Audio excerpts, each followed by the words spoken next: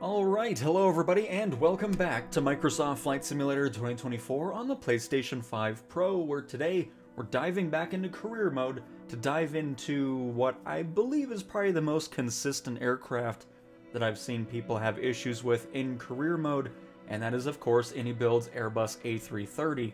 So that is what we're going to dive into today. And funny enough, the entire time I've played career mode on PC, Xbox, and of course PlayStation now, I've never bought the A330. I never really got to that point because, again, I wasn't using SimRate. I wasn't using the techniques that are out there in order to get more credits. So this is going to be the first time I actually use the A330 in career mode. And yeah, so hopefully everything goes well. We'll see if we'll be able to replicate these issues that folks are having and go from that. So hopefully everybody's having a fantastic Wednesday halfway through the week. Let's go ahead and buy our brand new Airbus A330.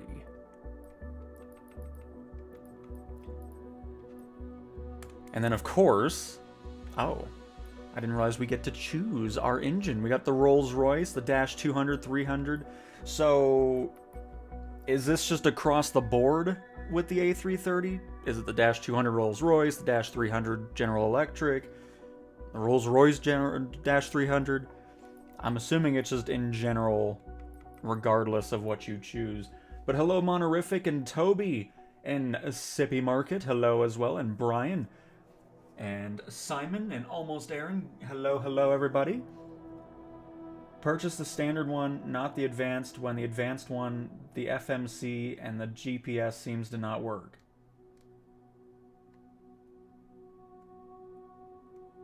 I'm not sure what that means by advanced. I'll just go with the Dash 300. I guess we'll go with the Rolls. That works. Just get the Behemoth, the bigger one. There it is. Oh, this is actually exciting. Of course, like we normally do with the career stuff, these will be short flights. We're not going to be doing 4-hour-long flights because, as I've always said, those are boring for content. So these will be like 30, 40-minute flights, maybe an hour just to see how things do. And Womble, hello! Have you tested the ES30 on PS5 career mode? I mean, I haven't messed with the ES30 in a long time just because I'm not too much of a fan of it. It's a cool plane, but it's definitely not one that I've spent too much time with. Alright. So, I'm assuming spending...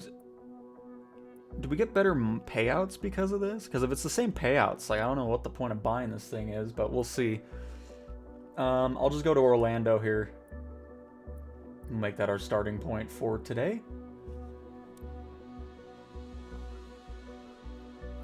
Chrome, I'm not buying a base PS5 to do any direct comparisons, so I will never have that information for you. Any update on Heavy Cargo yet? No. At this point, I feel like it's pushed to Sim Update 5. I feel like if it was going to come out to the public build at this point, it would have already happened at some point between after Christmas break and middle of February. So it's just me speculating. I think it's going to be in Sim Update 5's beta, hopefully. I highly doubt it's coming to the public build of Sim Update 4.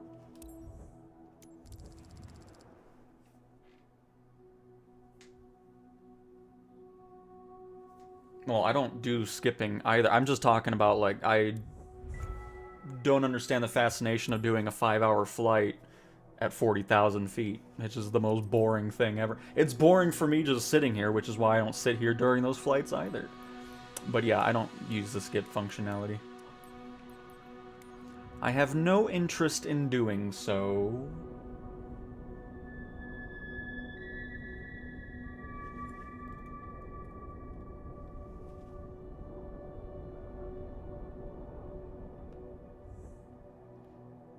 Alright, let's see what the payouts are like. They better be substantially different from the A321, because if not, then it's really not worth spending $200 million for this aircraft. And so far, everything looks pretty much identical to what we've already seen before, which is kind of disappointing. You know, you spend that much time to get to a $200 million aircraft, you would kind of expect the prices to be significantly different. But yeah, they're not. The highest so far is 24 million. That's really just, I was really hoping to see a jump to the next step there. Because, I mean, 200 million credits, if you do it just fully legitimately the whole time, that takes a while to get to. So you're not really being rewarded much for that. Because, I mean, you can get most of these same prices from the $100 million 737. So, already not off to a great start, because this is disappointing. But anyways, let's find a short one. We'll go all the way back to the top.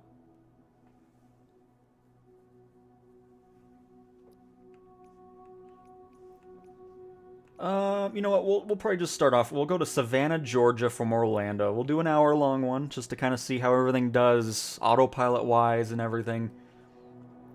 And then if we want to, we can do some more shorter hops after that. A nice short 222 nautical mile flight from Orlando over to Savannah.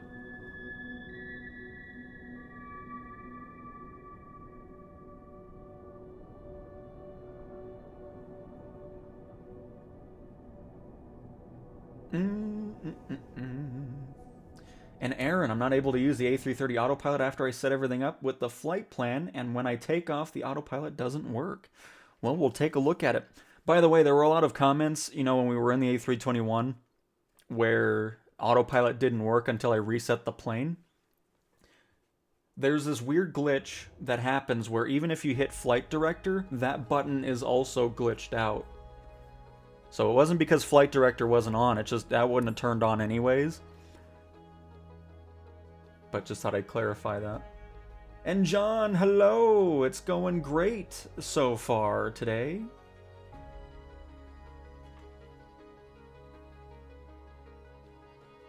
Do these flights have free Wi-Fi? On my airline, Chrome? Absolutely not. Just been on free flight flying over my home. Absolutely love it. Oh, that's awesome, Womble. Glad you're having a blast.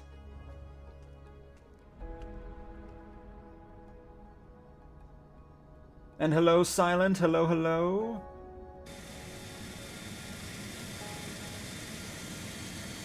And hello, A330. My goodness. First time ever using you in career mode.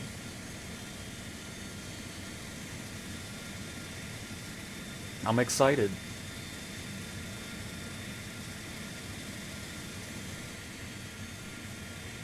What is on right now? Why is it so loud? There's nothing connected. There's no ground power unit. Let's go inside. I don't know why it's so... Oh, why is everything on? Co-pilot, are you starting things already? I'm assuming it's just gonna cutscene us. It won't even have a boarding process. Captain, it's Rolando from the cabin crew. Passengers ready for boarding, Captain. Waiting on your okay. Oh, are we gonna get the bus? I mean, I'm fine, because I want the animations here. Or that. Okay. You left the parking stand before the end of boarding. Well, I didn't move at all. And things are off to a hot start here, folks.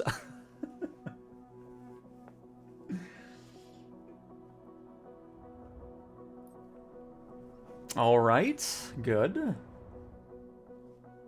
But that's what we're here for. Because it's nice getting this experience. Because then I know other things to look at when we do go into Sim Update 5's beta to hopefully see improvements to this. Because it seems like AnyBuild's Airbuses are probably the most problematic. They're the reason why heavy and super heavy cargo didn't arrive with Sim Update 3 in the past. They're probably still the same reason as to why Sim Update 4 still hasn't arrived. Because their planes have caused a lot of chaos in career for some reason. So, alright, well that was a fun flight to Savannah, folks. But yeah, I see people saying they get like so many big payout. I mean, of course, if you do the long flights and not skip, you do get a lot more out of from the base pay. But I still was expecting something higher base pay anyways, but it's all good. And now I don't have a short flight anymore, which sucks. Not that it particularly matters, since it may just fail us anyways. There's 30 minutes. I don't want to go that short. 45 to Jacksonville. Oh no, there's another hour. Perfect.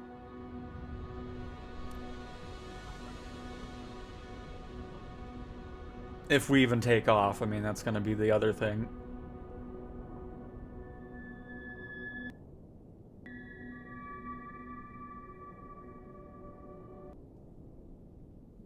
Our music is freaking out. See, get the A330 and everything just explodes. Apparently I wasn't missing out on much with the A330. Oh, man.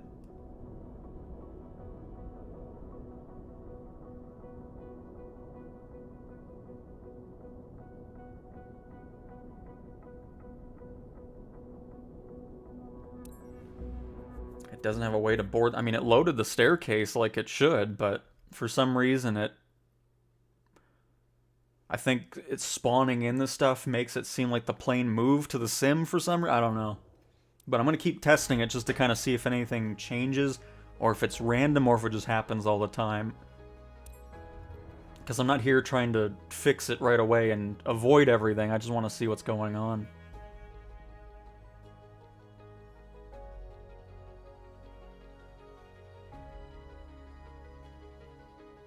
Well, yeah, again, if you don't skip, you get more payouts, of course. Because all you're seeing is the base pay. And then, of course, if you have bad weather, you get a bonus for that as well, which is why I always prefer the missions that do have bad weather with high winds or stormy, because those can be really great payouts as well. I want to try something. Let me shut this off, because I don't know why it's on anyways. This shouldn't even be on.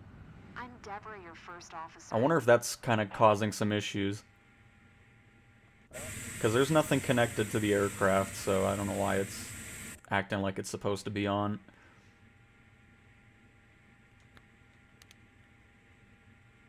Captain, it's Rolando from the cabin crew. Passengers ready for boarding, Captain. Waiting on your okay.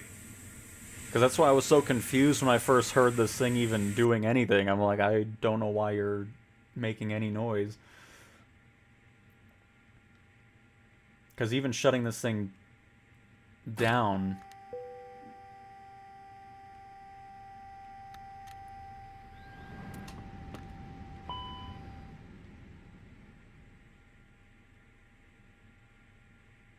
I don't know where... Oh. Is there another button for the APU? Let me take a little look here. Because today we're kind of in bug mode where I want to see if changing some things can avoid that happening.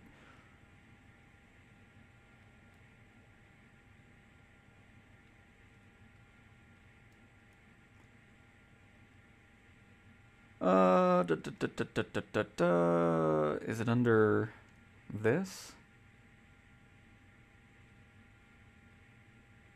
External power. That's not on.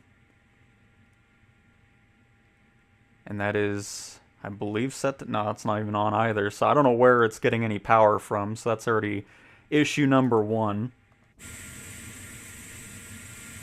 Because the plane should be shut off right now, so I'm not sure why anything is running.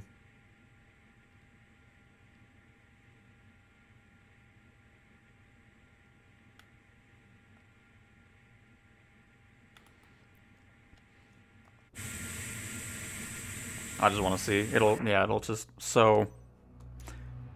Has something to do with it running. I don't know why it is. And I don't think there's any... Oh, shoot. I'm going to try it one more time. I'm going to go into the tablet and see if I can disconnect it. Because maybe it's just... It's connected, but not really supposed to be just yet. So let me try this again. I forgot all about this, the tablet they have in there. Because something is still powering something, even though it's absolutely not supposed to be doing that.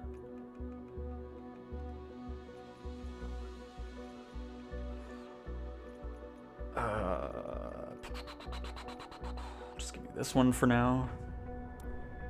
So yeah, we'll try that. Because I just want to see if we can fully shut the thing down and not have any battery power or anything happening to it. So that is our goal first and foremost. Because if I can't figure that out or make it to where we can kind of reset the plane to be cold and dark like it's supposed to be, then we'll have to do the taxi or skip the taxi because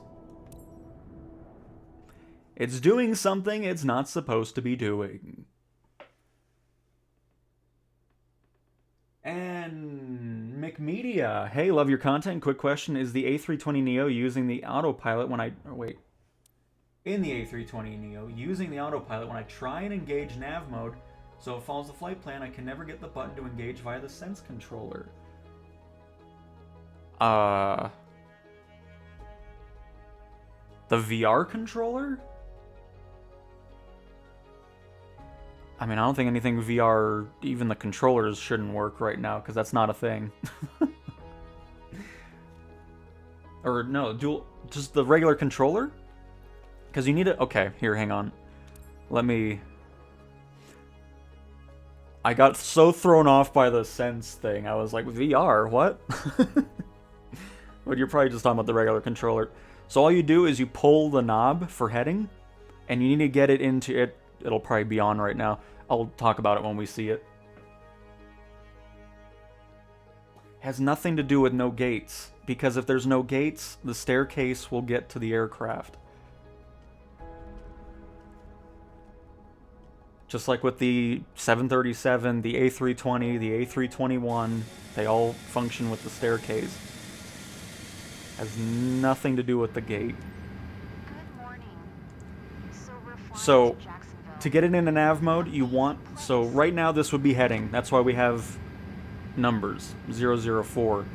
You'll click X on this, and then you will hit X. And then once... Normally it should be going in... I don't know why it's still showing a number. This whole thing is just weird on its boot up. But anyways, it should have the dot... Oh, there it goes. It finally figured out its life. Because I think it was still booting up when whatever the process is going on here. That is nav mode, where you see the 3 dashes and the dot. That is when the aircraft will follow your flight plan. If you're seeing numbers like this, it's set to heading mode and it won't do anything with nav mode. So you want to switch it to this by pushing X. And you're good to go. But alright, let me try this here.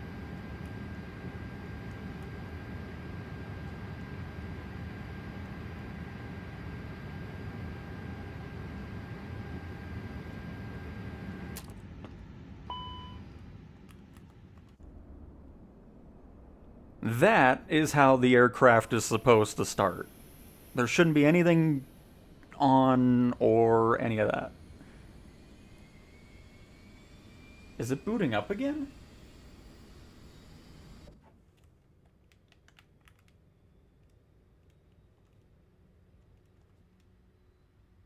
Go away. I don't want you plugged in. Thank you.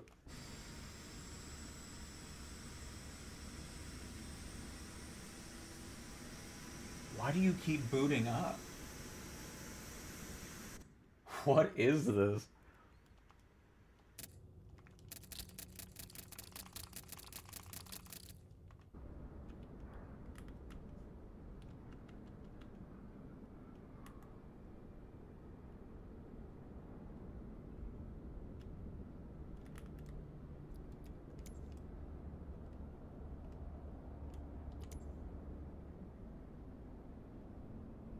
No more turning on? Thank you.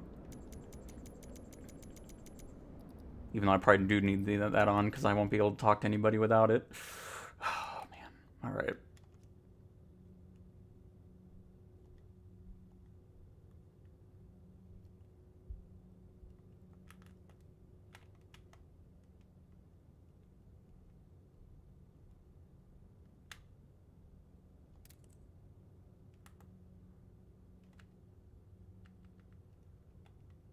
Uh-oh.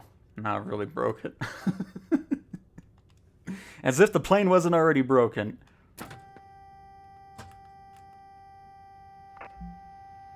Yeah, it's still just 6764. A ramp is on its way. crazy. I don't know why the any builds have so much nonsense with them in career. Trying to think if there's anything else I can do.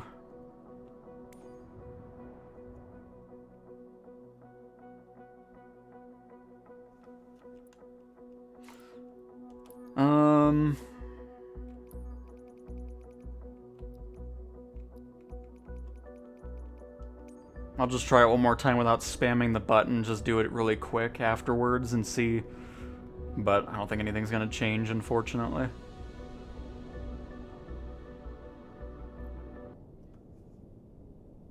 I've left it just sat there for about 10 minutes before pressing load passengers and it still does it. Gotcha, Simon. Yeah, I'm just seeing if there's something I can do with the tablet and but it's the way it spawns in weird. That's why it's so weird to me that it's just on and everything's really ready to go pretty much. So, any builds, you need to get on top of your planes, please. Good evening, Cow and fellow Sim Geeks. Well, welcome back to another stream, Ash. Happy to have you here.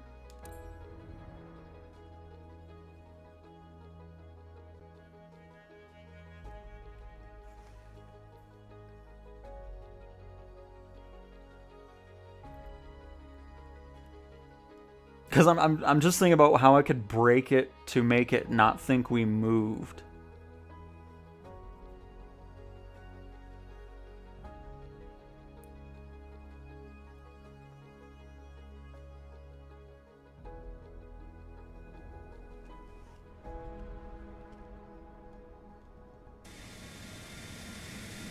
Because I think it has something to do with the APU.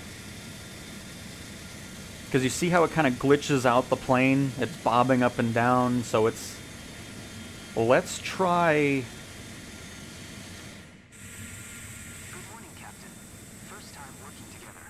I'm Admiral, your first officer. I'm gonna try something here.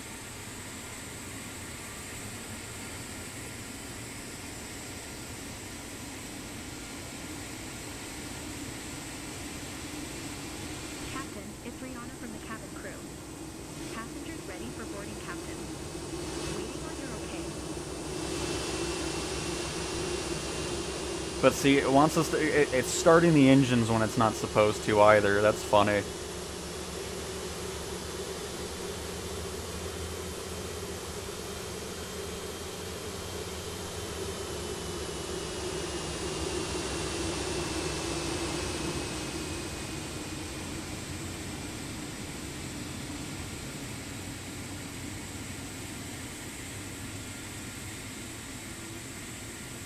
I'm trying everything just to see if something can make the sim realize we're not actually moving. So we'll see if a little pushback will help.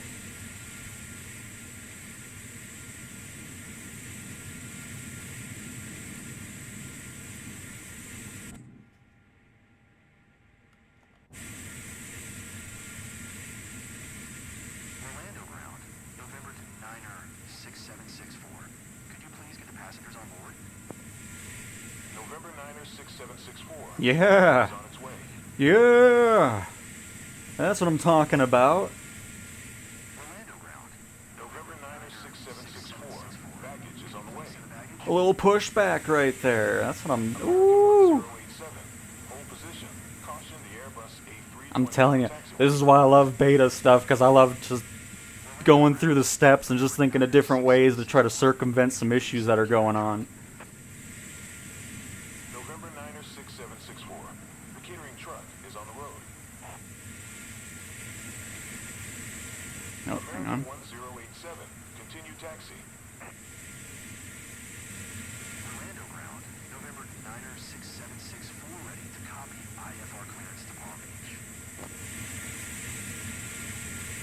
November 9er 6764 is cleared to Palm Beach Airport via the CITR 1 departure, runway 18 left. Climb via SID, maintain 11,000. Departure frequency is 134.0. Squawk 0777. Come on aboard, folks. Roger, American 1087. Welcome to my A330.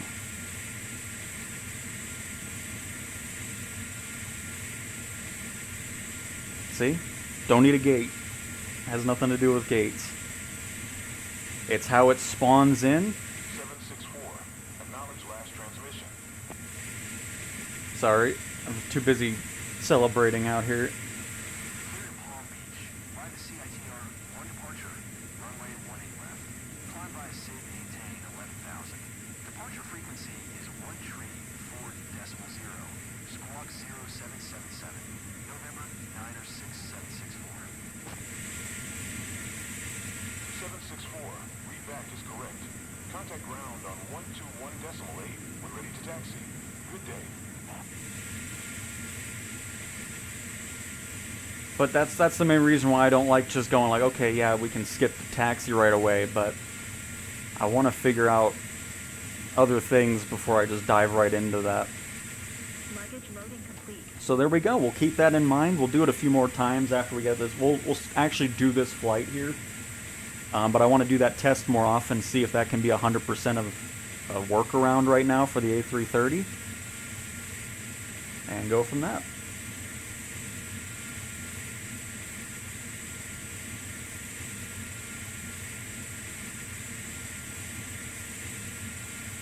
Boarding closed, Captain.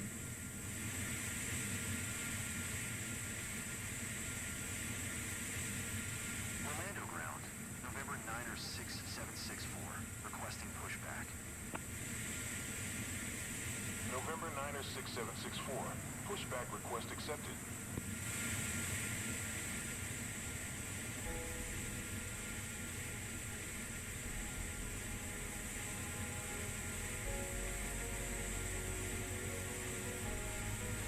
God dang, I just bought this thing. Why are the windows all a mess? But I shouldn't say anything about it because everybody's going to be like, well, it's how it is. It's like, okay, whatever. Not on a brand new Airbus A330, it isn't.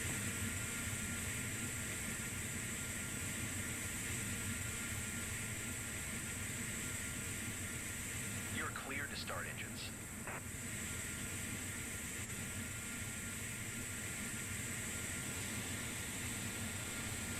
It has something to do with any, because you see it in the cutscene when you first get into the mission. The APU's cables are supposed to be connected, but they really aren't. And I think it just creates this thing where the plane isn't really on the ground. That's why it does that little judder. Like it's kind of sunk in the ground and then pops up. Holy crap, this thing is loud. Turn that down a little bit. So yeah, the APU just creates this weird oddity where I think the sim thinks the plane's floating because it starts in the ground a little bit, and then that's when that happens. So having that pushback go in before you ask for boarding kind of resets the aircraft to where it's supposed to be, or where it thinks the plane is supposed to be, and it's just... So yeah, we'll test that out a little bit more later.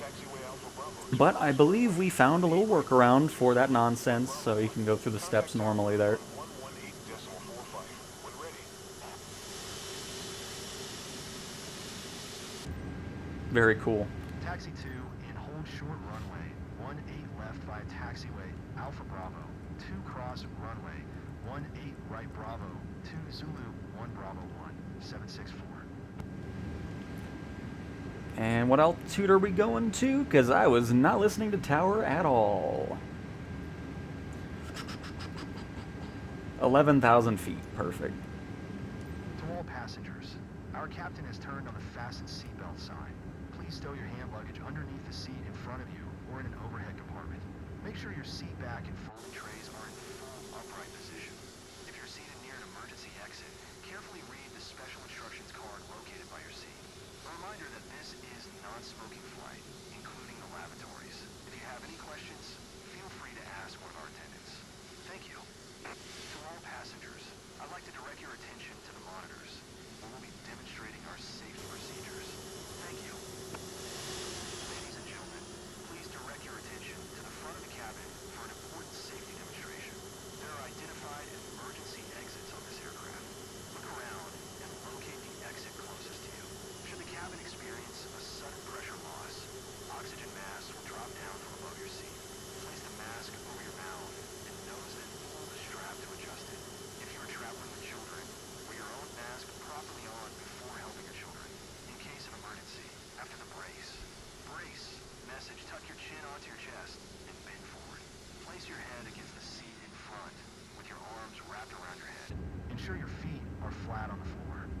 life jacket is located under your seat.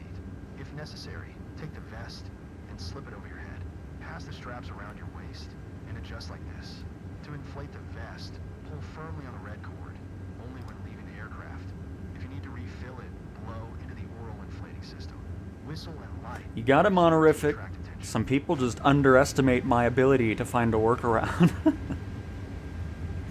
Obviously, there's still something really weird. I believe it is tied to the APU's cable and how the plane just spawns in, because it's immediately going with the engines on and everything else.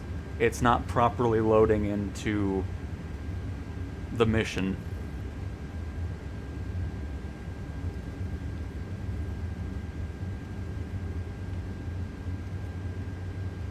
And Sada, hopefully I pronounced it right, PDX, a good morning to you. Happy Wednesday. I'm doing great. Hopefully you are as well. Welcome, welcome.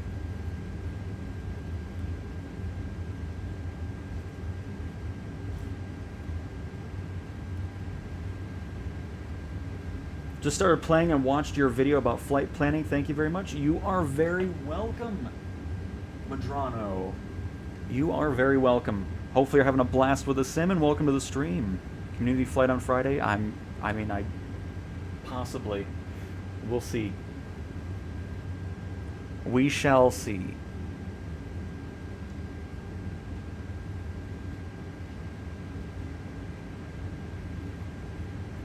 All our lights are on. Perfect. Not that it matters. Doing fantastic. Getting ready to get in the air myself after some coffee. Very nice. Very nice. Hopefully you have a great flight. And Christopher, hi, greetings from Montreal. Excellent videos, thank you. Or actually not Christopher, Christoph. Either way, welcome to the stream. Glad you're enjoying the content, and hopefully you're having a fantastic Wednesday.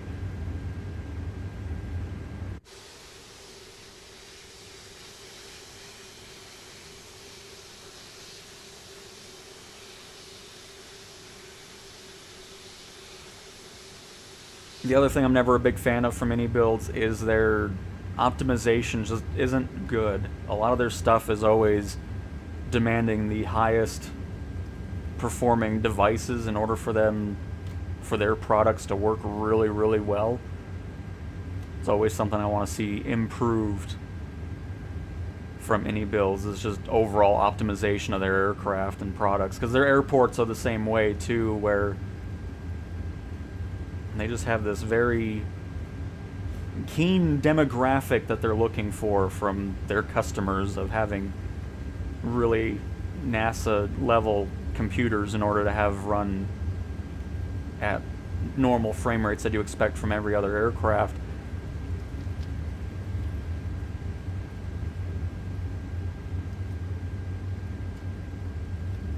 Thinking of a route out of Kathmandu today.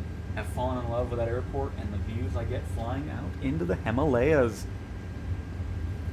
I mean, that's what makes the sim so awesome, is just being able to explore the entire world. It isn't some small little rectangle version of real life or anything like that that you get from other games.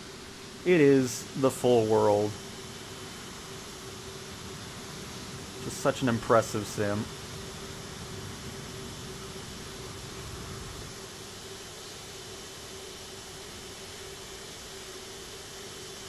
I love it. Orlando Tower, November 906-764, ready for departure. Runway 18 left, IFR to Long Beach. Ah, do I go? I'm gonna go config 2. I think 3 is a little too much. Cleared for takeoff, runway. I mean, it's a little too much of a trim too. I'll go 1 degree positive on that. To all passengers, prepare for takeoff. Please ensure your seatbelt is fastened tightly. Clouds are looking lovely today. Your tray table is securely stored. I've always enjoyed the clouds anyway, so.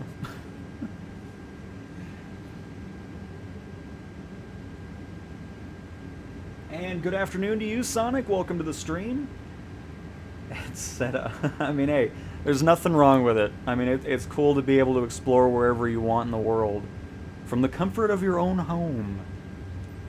And cost, cheers mate, what are the best planes to buy after the Cessna 172 in career mode to do VIP service? The Cessna Corvallis is a great option. The Diamond aircraft are great.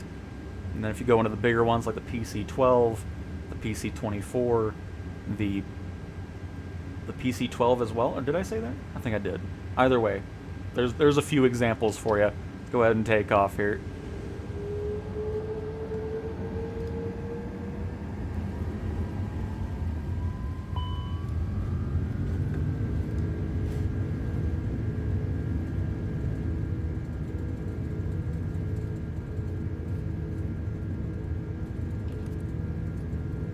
Gyroscope mode on. And let's take off for the first time in our A330 in career mode. In what'll probably be hopefully not laggy forever. Fly to MLB? We're going to Major League Baseball? Are you kidding me?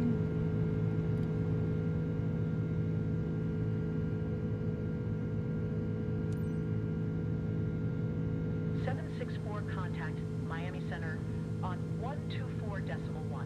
Good day. 124.1, 764. So now that we have this in nav mode, all we have to do is hit autopilot 1. 6764 is at 1,000 climbing 11,000. November 9er 6764. Hang on, Miami Center. Altimeter tree 022. Bring this back a little bit so we don't go over speed. So you can see down here, the aircraft is in nav mode. We're also in throttle climb for our auto throttle. So we shouldn't be going anywhere over 240 if I have this set correctly. Because auto throttle should already also be engaged. It is. Traffic is 7 o'clock. 4 miles. And that's it. So now the aircraft, so the Airbus A320, the 321, the 330, whatever Airbus aircraft you're in, the Beluga, is the same setup with autopilot to get into nav mode. You want it to look like that. With the 3 dashes and the dot, that is nav mode being activated on your airliner. It's really nice being knowledgeable about Airbuses now because, you know, when we started doing the PlayStation coverage, I didn't really fly the Airbuses too much on PC and Xbox. I did it a few times, so I kind of knew the general gist of things. But it's nice knowing about nav mode now. And yeah, that's all there is to it. The plane is now climbing to our 11,000 feet cruise altitude that we have to get to, that we also set before we took off. We have auto throttle set to 235 for now. I'll boost it up a little bit more once we get over 10,000 feet. Because as always, if you're below 10,000 feet, you need to be below 250 knots, or you will be getting a penalty for exceeding the speed limit below that flight level. Contact Miami Center on 134.55. Good day. 134.55, 764. Miami Center, November 9th. And Andy, thank you very much. I appreciate it. 5,500 climbing, 11,000. I mean, the Vision Jet's a great option too. I kind of forgot. I always forget about that one because I don't fly it too much. I just like the Corvallis just because it's a sleek-looking aircraft. But the Vision Jet's a great option as well. And hello, Norfolk. Welcome to the stream. Can't wait for the TFDI MD-11 in career mode. That'll be nice. That'll definitely be nice. Am I doing something wrong? I've just landed a 7-hour flight in 737, no mistakes until landing. Then as I touched down and stopped at hold, it was like a rudder was stuck left and wasn't. So if that ever happens, go in and out of cursor mode really quick, or go into gyroscope mode in and out really quick too, because it just typically what happens is if you're doing something with cursor mode, or I'm trying to dial it in because every time it happens I kind of forget what I was doing when it happened, but it seems like anytime you're turning and then going into cursor mode and going out of it, it maintains whatever your trigger push was and then just kind of holds it there. So just go into cursor mode in and out really quick, or gyroscope. It'll reset and you'll have full normal rudder control again.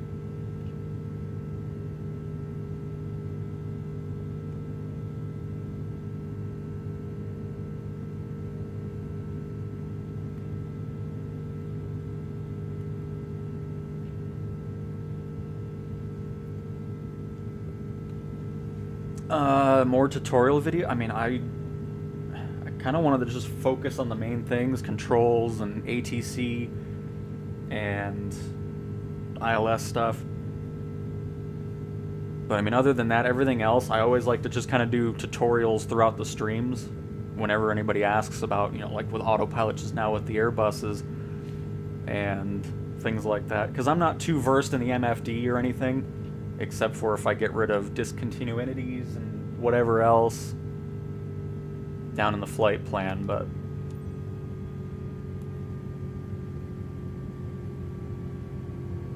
alright, we're over 10,000 feet, so let's go ahead and increase our speed. Captain speaking.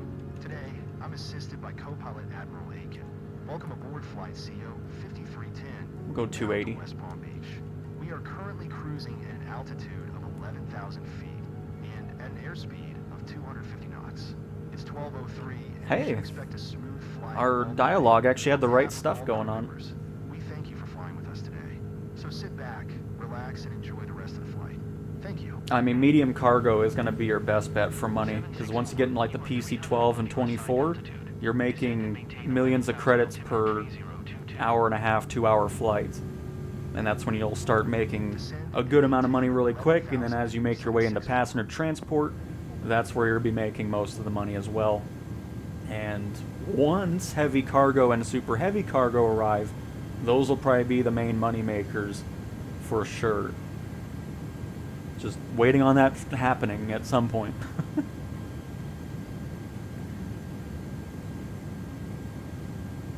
I mean, I didn't really do too many videos over career mode just because throughout the first year, because everything's pretty much the same regarding career and progress and things throughout the missions.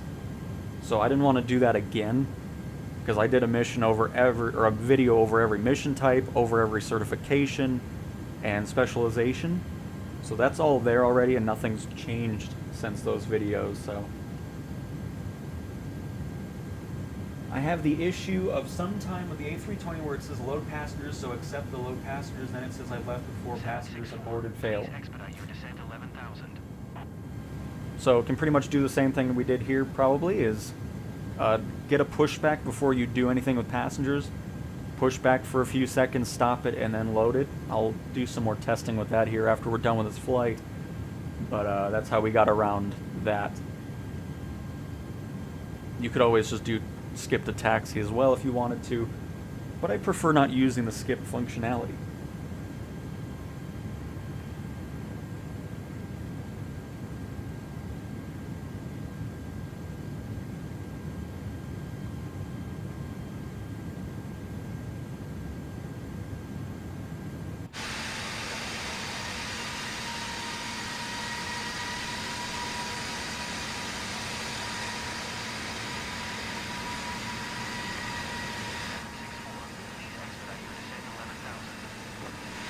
You're not talking to me, right? Who are you talking to? Yeah, no, that's okay. Like, I'm at 11,000 feet, thank you very much.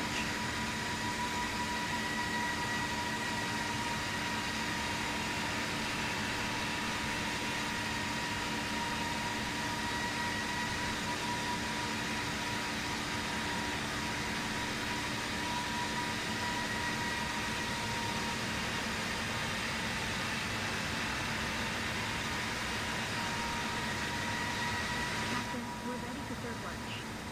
Request permission to begin in-flight service. Yeah, sure, let's get the half peanuts out, please, thank you. Permission granted.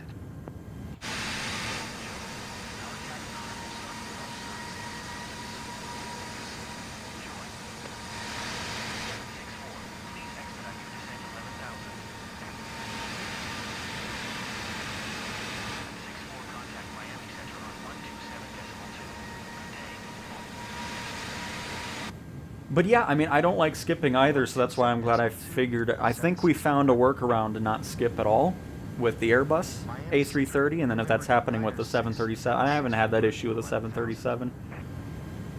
Anytime you're not at a gate, the stairs spawn in fine, and I've never seen that warning happen, or the mission failed thing for moving while boarding or whatever. But if you do end up running into that, just get the pushback tug to push you back a little bit, especially with the Airbus A330 here, and it does not fail you as we discovered earlier before we took off from this flight. Look at the amount of fuel on board. That is crazy. 74,360 kilograms. Nice. We got some beautiful clouds going on over there. Oh, look at that. Oh, what a sight. It's still amazing getting these visuals on a console. I love that. Just impressive.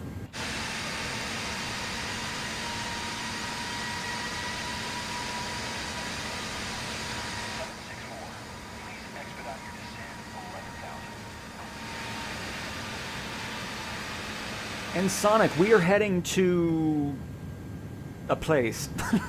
I don't even know. I wasn't paying attention to it. Hold on, let me see. We are heading to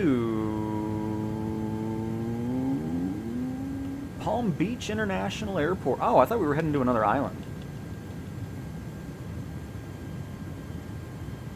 Oh, we're not even on the... I just realized we're not even on a flight plan yet. We're on its... the plane has its own. Okay, I thought we were flying a bit further than that, so let's go ahead and switch this up.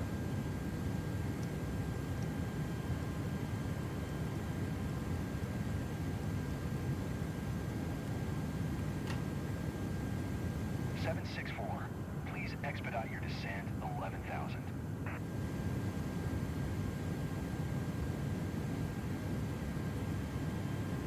Lex, whenever there's a beta out, I'm always only in the beta for content. So, everything will be beta focused at that point.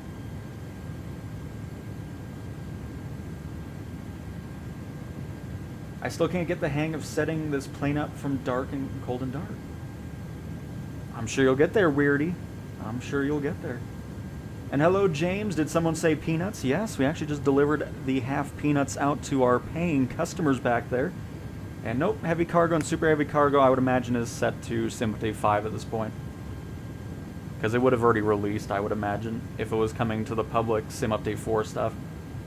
Did someone say beta code? Nope.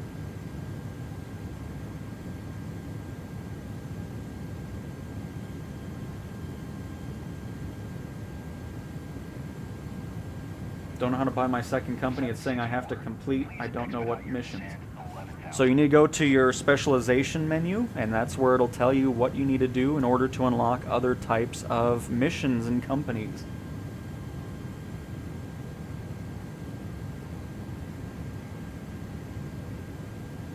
But nice, Odin. Hopefully you're having a blast. Oh, nice, Sonic. Vacation or business trip or whatever. Either way, hopefully you have a great time down there. Oh, Road Dog, I agree with you. I mean, there's nothing else out there like it. You know, things like the new Forza Horizon and all that. I can't get excited about that stuff anymore because it's like, oh, I want to explore the full country of Japan, and I can do that here. I don't want a smaller, curated version of it. You know, it's just those types of games that I used to really like. I mean, it's just... Flight Sim's awesome. I love it. And FMJ there were, you missed out on it. The carts already went by. And Odin, Mayday, I eat the peanuts, I'm allergic. Well, every paying customer does sign a waiver that if you are allergic to something in the aircraft and it triggers your response, we're not responsible for it, and we also will not divert to another airport. So you will just have to hang on and wait till we land at our planned destination, because we do not do diversions here on Cowtown Air. Just did a 4-hour flight today in the PC-24. Nice, Ben. Very nice. Oh, it's for golf? Oh, very nice, Sonic.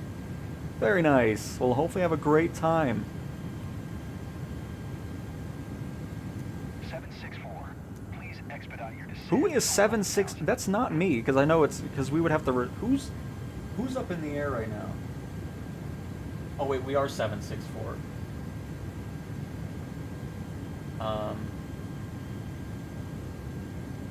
it's not giving us... I don't care, it's fine. We're gonna descend here shortly anyways. Sorry. I'm like, who's a 764 not expediting their descent? We're fine.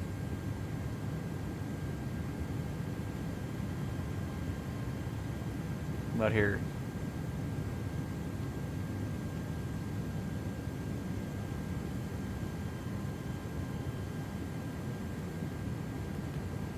We'll expedite. After about... I'm sorry? My Echo device just said sweet dreams. I'm not sure if that's a threat or not, but okay.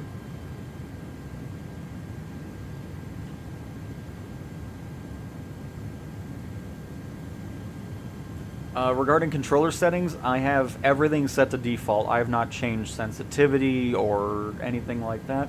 The only thing I've done is added some buttons, square and right on the D-pad to go into drone camera. We have triangle and down on the D-pad to toggle pushback on the ground. We have triangle right on D-pad to zoom in. Triangle left on D-pad to zoom out the camera on both internal and external cameras. And that's pretty much about it. But everything else is default, so, you know, click X on the knobs and everything like that, and then right and left, or right stick to go left and right, moving our heading, and all that. But yeah, all that is default. I don't change any of that. I'm also going to bring back our speed a little bit. Let's go ahead and get down to 240 knots, because our descent is going to start popping up here shortly. That way we'll be ready to... I'll go 230. 235. Excellent. But yep, everything controls and settings-wise, everything is default. I have all the assists turned off, of course. All the HUD stuff that pops up. And... so what we're going to do is we're going to keep this heading. We're going to go over the ocean, turn around, line up, and get our first landing in the A330 done. Sound like a plan, co-pilot? I think it sounds like an excellent plan. Descend via Mike Lima Bravo 2 to 4,000. Expect ILS runway 28. Right approach via coupe transition. Descend via Mike Lima Bravo 2 to 4,000. Expect ILS runway 28. Right approach via coupe transition 764. So now what we're going to do is we're going to lower our altitude to 4,000 feet, and we will hit square. So we're going to pull a knob, which is square, and now what the aircraft is going to do is it's going to descend to 4,000 feet while also maintaining our correct speed. Yes, there we go. Perfect, so that's it. Easy as that to start a descent in the Airbus autopilot system.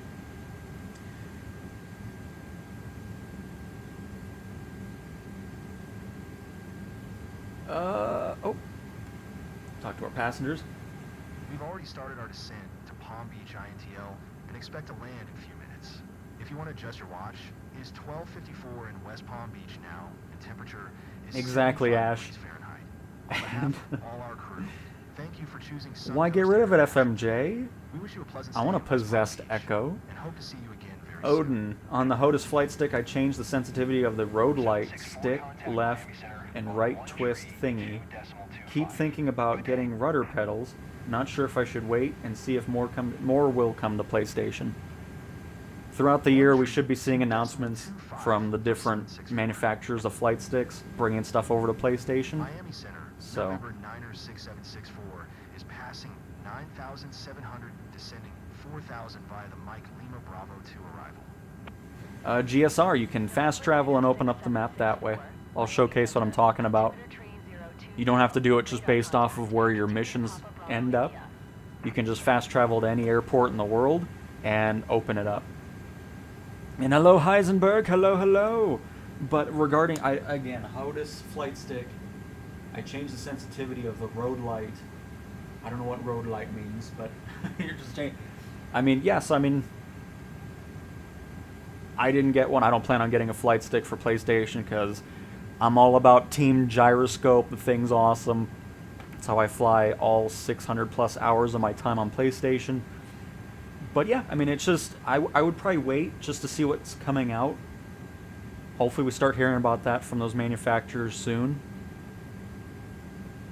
But it definitely will not only just be the T-Flight HOTUS 1, or HOTUS 4. 16,800 descending 16,000.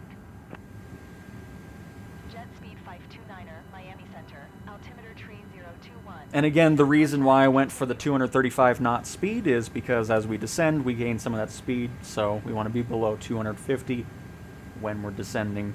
And then, of course, like we were discussing, with auto throttle, the plane manages that speed, so you're not going to go too much over that. And then it's just an adaptive descent, so, you know, it kind of went to 2,000 feet, and it's like, oh, this is too fast. It raised the nose up. So we got pretty much about an 1,100 foot per minute descent going on currently.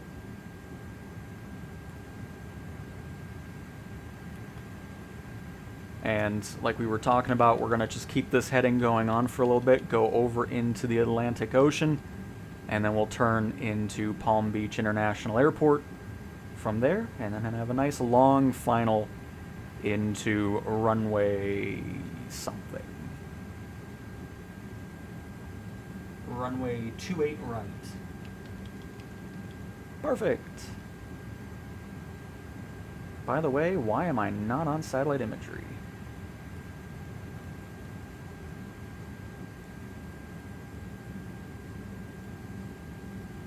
By the way, anytime there's like a weird thing happening with the cursor and it's not lining up with the button, just move the window around a little bit. It'll kind of reset it and you'll be good.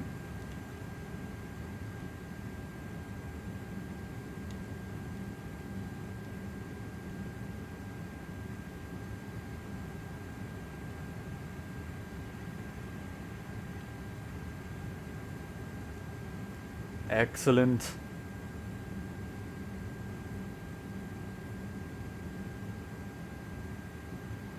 Yep, I will showcase that once we land, GSR. You are welcome. And Road Dog, right now, not looking for animals. Looking for credits. Good day. Good day. American tree 0901. Okay, and then you just immediately talk to American Airlines. Fantastic. 124.6, Palm Beach approach, November 9er 6764, is at 5,500, descending 4,000 via the Mike Lima Bravo 2 arrival. November 9er 6764, Palm Beach approach, altimeter tree 021, radar contact. Continue to Papa Bravo India.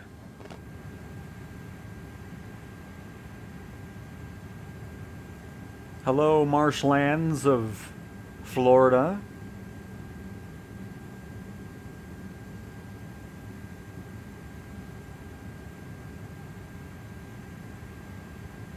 Let's pop outside here and get this view of the clouds and everything.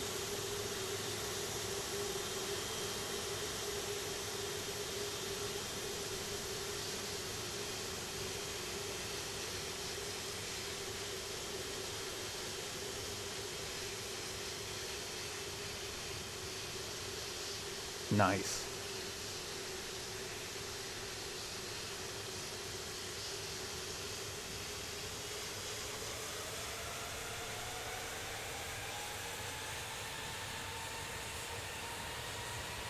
When is spring?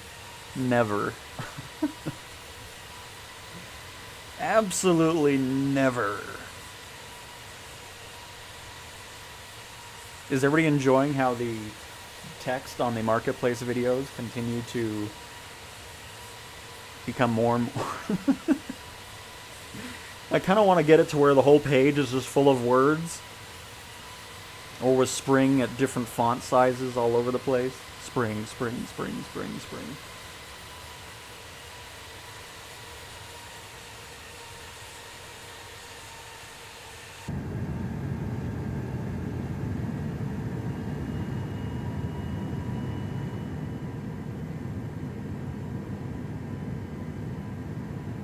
Hey, we've made it to the actual flight plan that I thought I was on originally, but that was funny. It's like, oh, we're not even anywhere where we're supposed to be. But yep, there's Palm Beach International Airport right over there. You can see it off in the distance.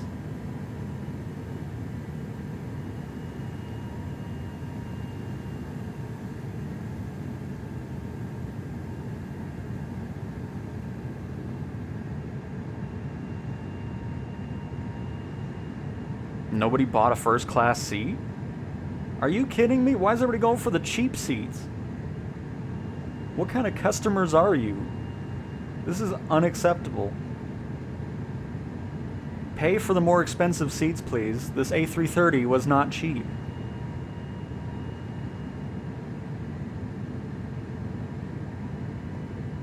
You didn't even get like the economy plus seats? You're way back here, folks. It's probably because it's a shorter flight, so. Yeah, hi.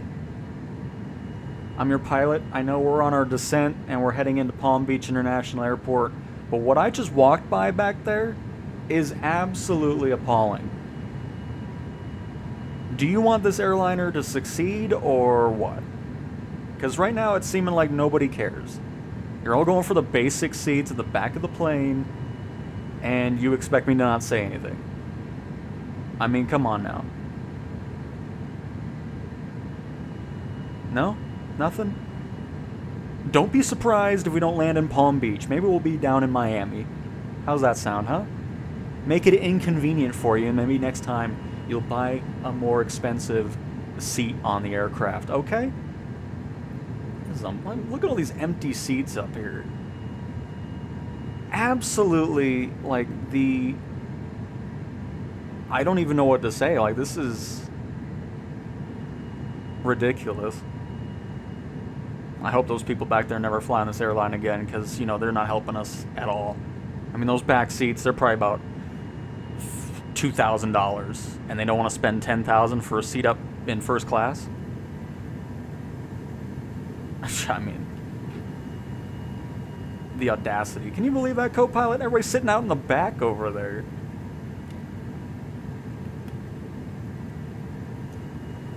Making it like I'm running a budget airline or something.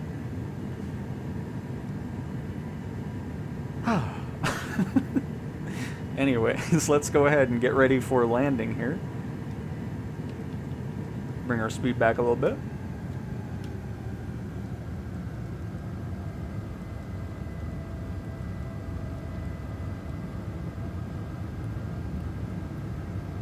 If it turns into autumn, you're in a lot of trouble. Absolutely, FMJ. I was going to ask, thank you for thinking of us. We are in Jelly Donut Dead. What? Wait, what? Oh, man. You never know, Road Dog. You never know. Not every airport has it. Nope. But if you ever want to check out the charts at an airport, you just click on them. Pretty much any of the blue icon airports, the major ones, international, all that, will have charts around the world. But just click on the airport icon, and from there you will hit more info. Click on the little charts icon here, and that is how you get access to the charts. For departures, arrivals, approaches, airport charts as well. If you want to see the parking chart or where you're wanting to taxi, if you want to keep things a little bit more realistic, you can see where you're supposed to go through. And then of course, like I said, there's the parking chart as well, where you can see which gate you're supposed to be going to and all that fun stuff. And in career mode, it'll also highlight the exact one you're on, so ILS or LOC 28 right. We can click on that, and we can see all the details that we want to know about. Let me go ahead and switch this over here. So you can see the waypoints, you can see what altitude we need to be at as well. So if you want to, you know, like get a nice glide slope going, you'll see we want to get to 3,000 feet once we reach Charlie Uniform Papa Echo Delta's waypoint. And then once we reach Delta there, We'll start descending.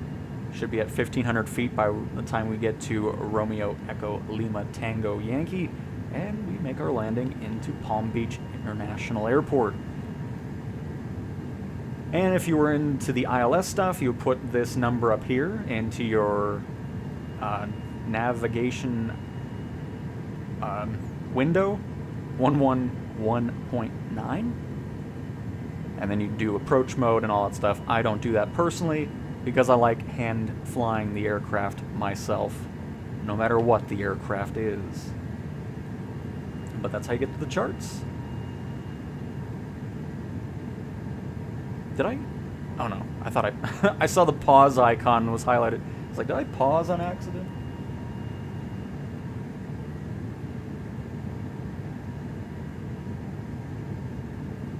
I'll be using the Vietnamese recycled toilet paper to dry my eyes. What in the world is happening? What? Okay. Perhaps it's the half peanuts. What is the reason why they didn't want to get first class? Well, then they can pick another airline that gives full peanuts. That's fine.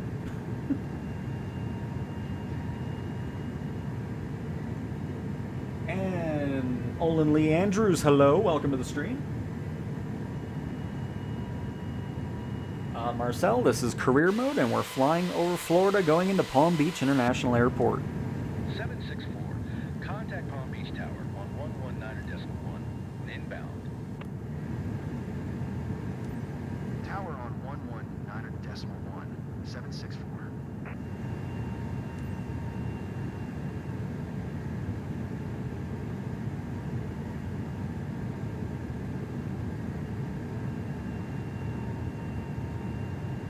US West and North European servers have been retired. They no longer exist. Palm Beach Tower, November 9er 6764, 27 miles northeast, inbound ILS runway. Too much, possibly. November 9er 6764, Palm Beach Tower, altimetry 020, cleared ILS runway 28 right approach. Clear to land, 2A right. Cleared ILS runway 28 right approach, 764.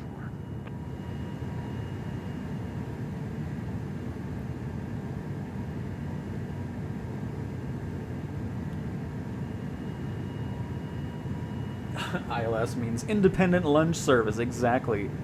Bring your own peanut butter and jelly sandwich. I don't know why everything has to be related. If you can only eat something if it involves peanut butter, all right? It has to originate from the lovely peanut. If it does not include it, you are not allowed to bring it on the plane. To a sudden depressurization. I mean, I don't think there's going to be too much pressure going on at the moment.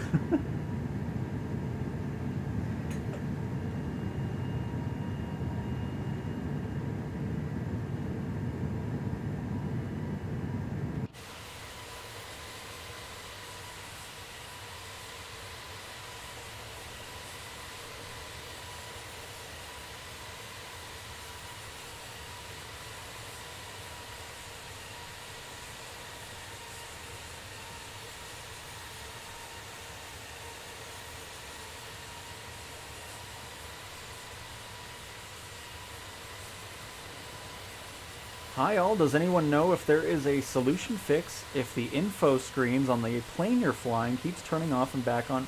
Nope. Right now it's just something we have to wait for a fix. Because there's really no workaround for it. It's just those planes have a weird... I think it's the G1000, or is it the G1000? 3000? One of the Garmins is kind of the main ones having some issues at the moment. That hopefully get fixed soon. But there is no workaround at the moment.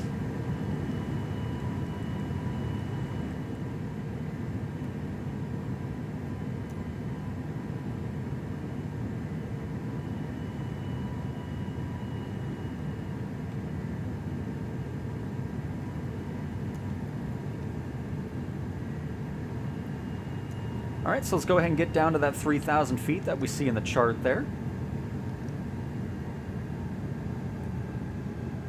Again, we'll let the aircraft handle the descent on its own by just switching the altitude to 3,000 feet, clicking X on the altitude selector knob, and then hitting square. Once you do that, you will see this OP descent. So the plane will now descend to 3,000 feet and then go back into an altitude hold mode once it reaches that altitude.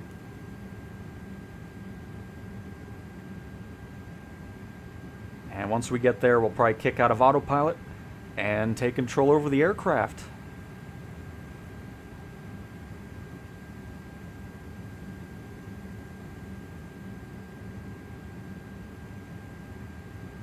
Exactly, snow, and that's just not happening. It has just started to happen very frequently. I mean, there's the Vision Jets happen. I think the PC-24 is another one that hasn't happened a lot. So it's not just Garmin specifically. There's some other ones that can have that happen.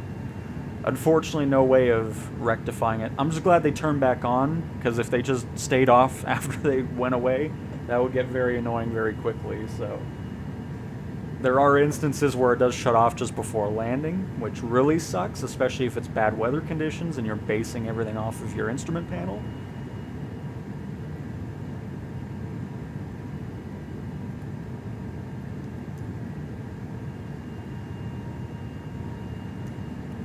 Alright, so we're going to go ahead and kick out of that, kick out of auto throttle.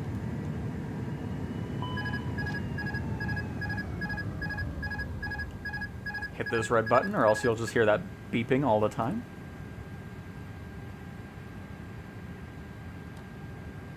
Get our flaps going finally. Should have been doing that before, but too busy talking, so it's fine.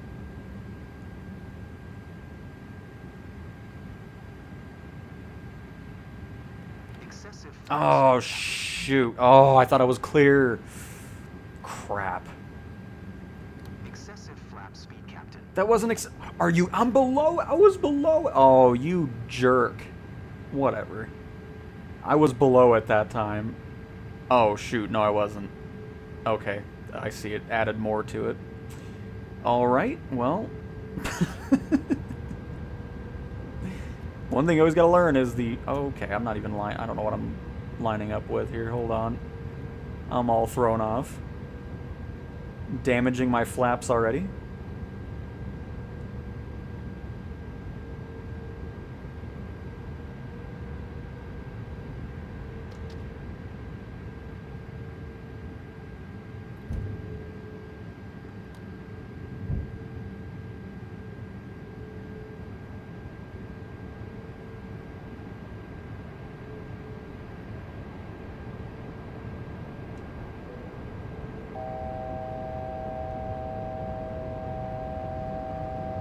Yep. I know. We're below our altitude. Thank you.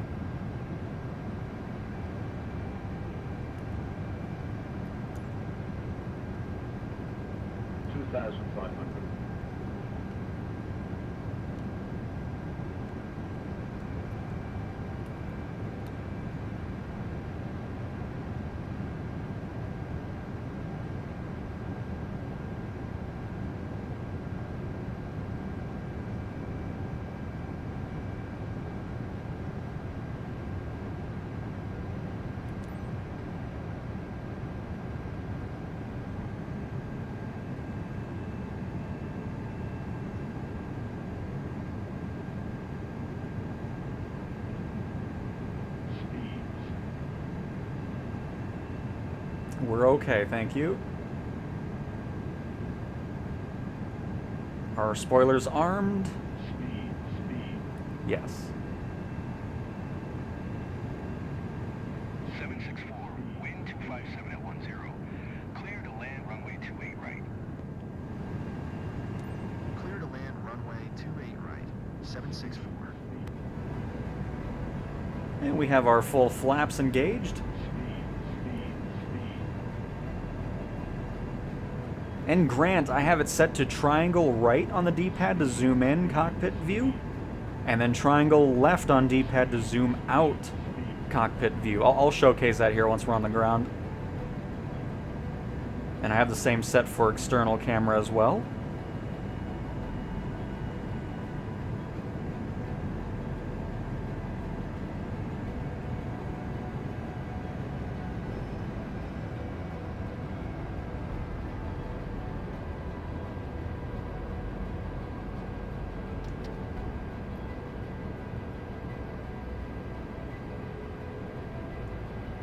Still a little bit above our glide slope here. We should be reaching the glide slope here any second, you know. Still getting one red. There it is.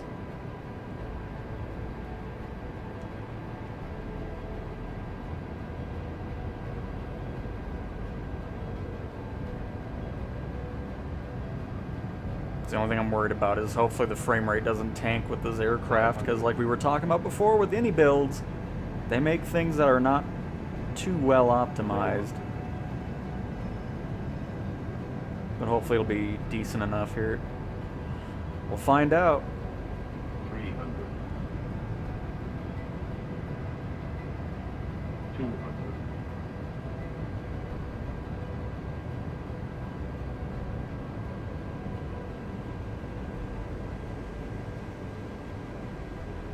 100. 50, 40, 30, 20, 10.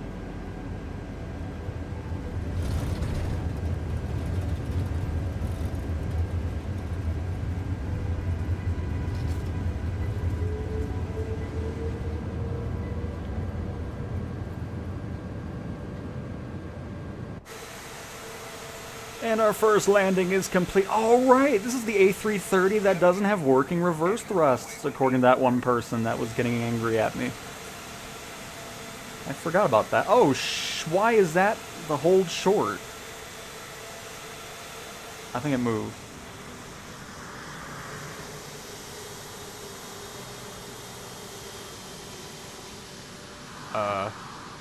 No? I don't know why the hold short was in the runway, but okay. Go ahead and just ignore that.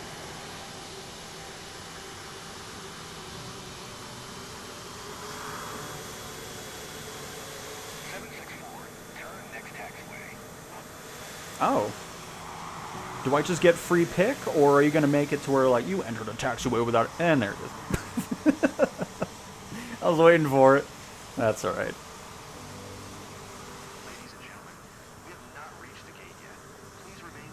I'm so unbothered by the performance stuff at this point anyways that it doesn't bother me anymore. It's just like, okay. I'm going to do whatever I want to do anyways, so...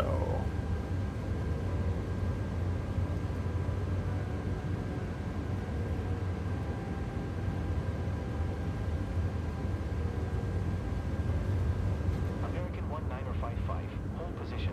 Caution other traffic.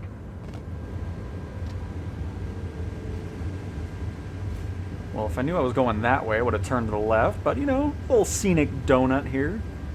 Hold position. American 1955.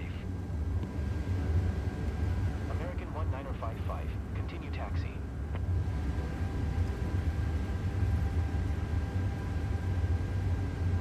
I think I've seen you in the Microsoft Flight Sim Community Discord. Am I mistaken? You are mistaken, because I do not have Discord. Unless somebody else is trying to be me on Discord, then that's no good. But yeah, I'm not on Discord, so you will not see me there.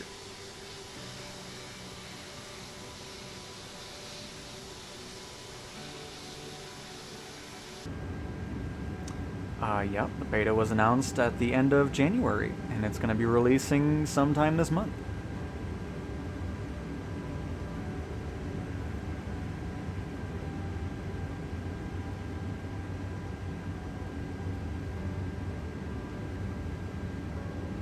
Is it like very commonly, like my profile and everything? Because if it's just a random thing with Cowtown but not my profile picture, it's just, you know, it's all good. But if it's everything, then just Yeah.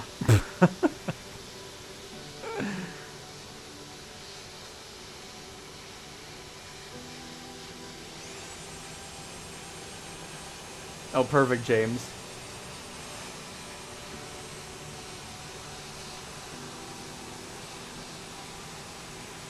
Well, just know, whatever that account says, it's not me because I have no interest in Discord, so. Mission accomplished even with this risky conditions. Putting on my life at... Wait, what? Unbelievable. I'm really happy with that landing, by the way. That was very satisfying. Well, there we go. Our first career mission complete in the A330. Love it.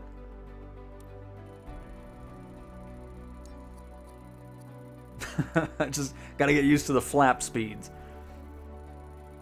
Oh, and all because of that. Oh, look at that. Just barely, there's probably nothing of a gap left to get to S rank. Oh, man, that's alright. I don't buy third-party airliners. I don't have any interest in that. Unless it's an older one, like the MD-11 and all that.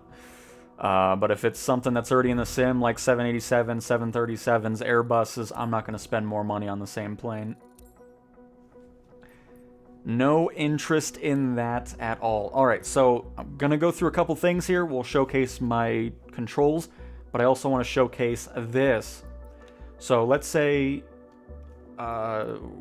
what's close right now? Like, I want to open up this. So just go to any airport, click on it, and then fast travel. If you do it close, you're not going to spend too much of it, so it's a great way of expanding your area out. And let's say we want to head over here and keep opening it on up. Just fast travel to this airport. And there we go, 1,000 credits. We've opened up a lot of those islands there, and you can do that anywhere in the world. Now, if you fast travel to somewhere really far away, it's going to be more expensive, but once you do stuff in that area, you'll have those cheap prices. So 25,000 credits to open up this.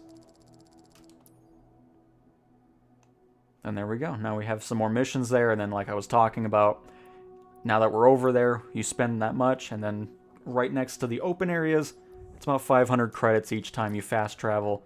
And that is a way to open up your map in career mode. So if you're looking for more mission types or wanting to fly around in specific areas, you can just fast travel to any heliport or airport and open it on up. So you don't have to fly to each specific place. You can just open it up that way.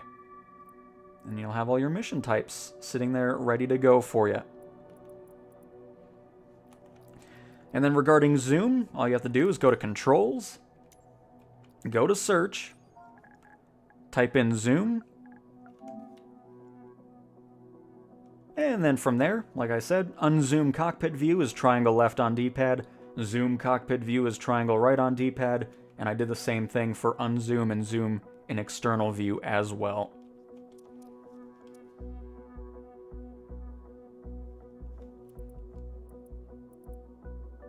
But cool. Alright, so I want to test out my little workaround here and make sure we're all good on that.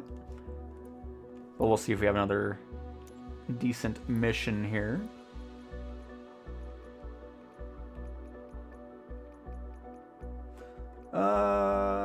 Yeah, let's head down to New Providence.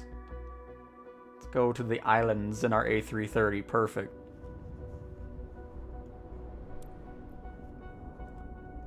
Well, it's 34 million credits is...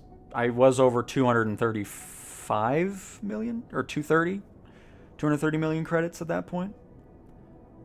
It'll take a little bit. I mean, obviously, if you're going into medium cargo, that's where your most money is going to be made. Up until you get passenger transport in the airliners. Because if you do an airliner flight for like a 5-hour flight, you can get up to about 35-40 million credits just from that. Depending on bad weather and things like that, so.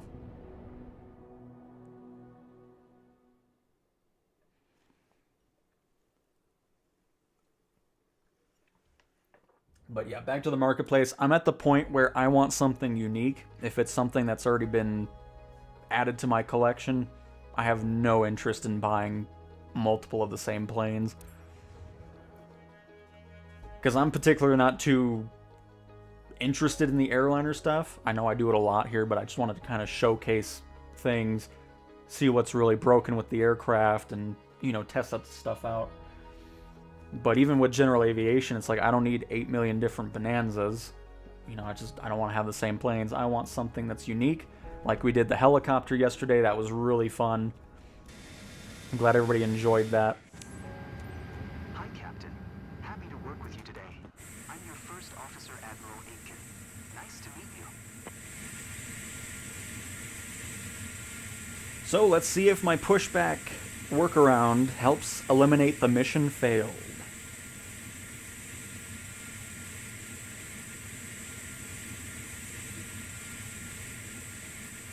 Oh, it's gonna just do it for us. Okay. It didn't want it. So if the stairs can't get to your plane, it'll automatically just do that for you.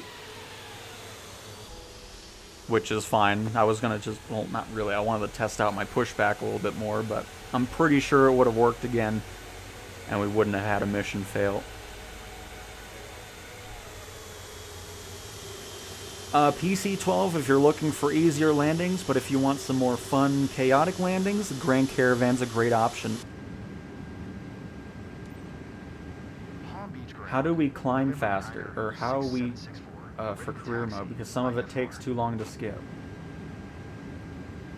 I mean, it just depends on the plane. If you're in a prop plane, it'll obviously take longer to climb, depending on the weight and everything.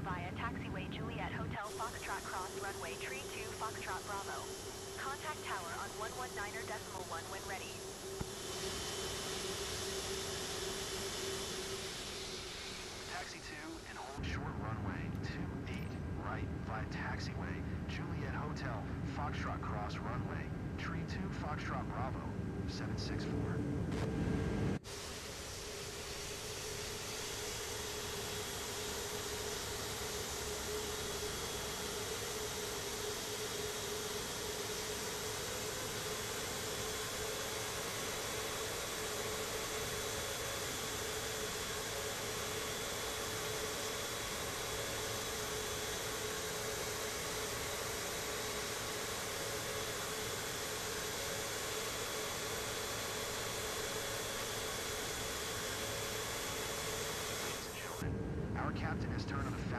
But yeah, other than mission failed, I'm not really running into anything else game-breaking with the Airbus,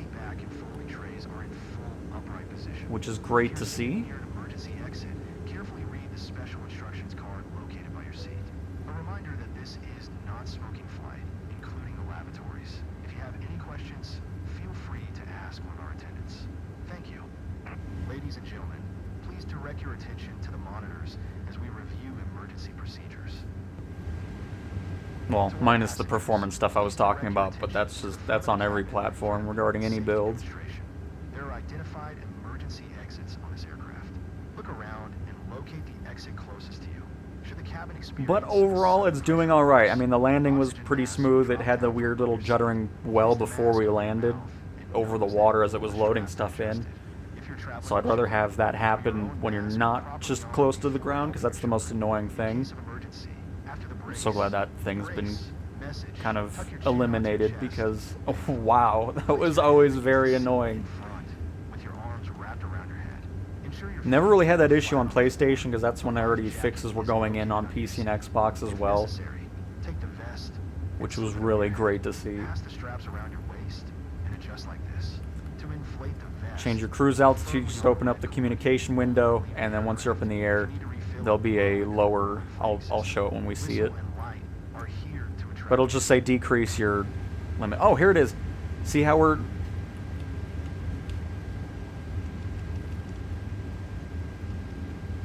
Now it's doing the whole thing where it just, there it goes. But that wasn't me holding right on the rudder anymore, so just click in and out of cursor mode or gyroscope mode, it'll reset it, and you'll be taxiing like normal again.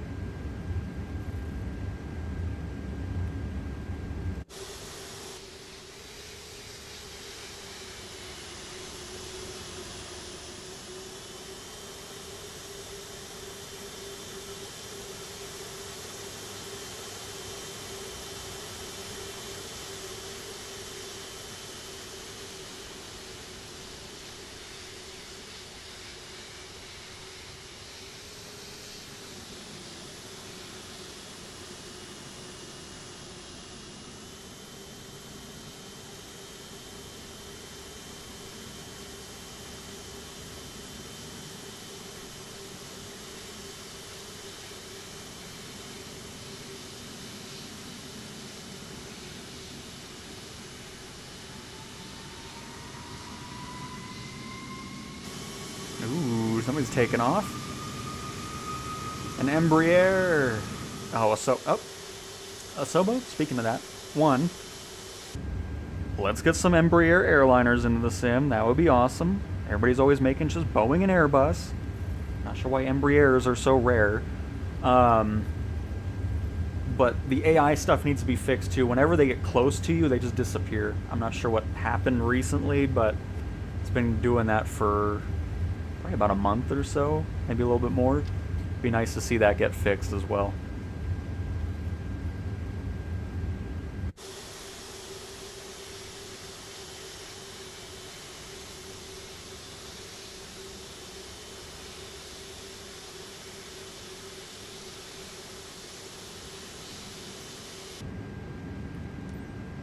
Palm Beach Tower, November 9er 6764, ready for departure.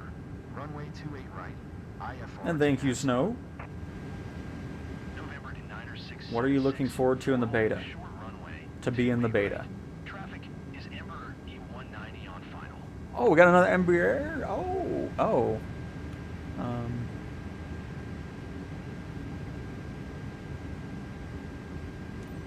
short runway 28 right, 764.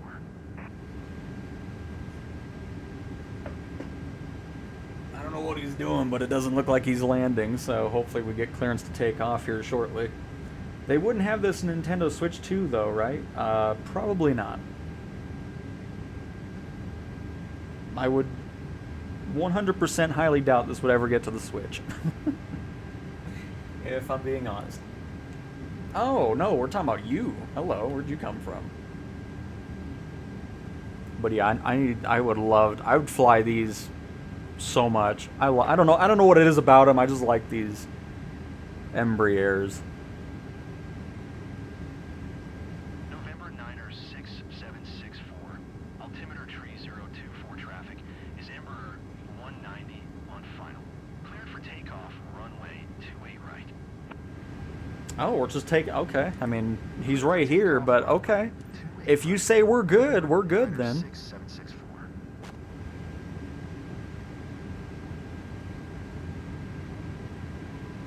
Oh, he didn't disappear.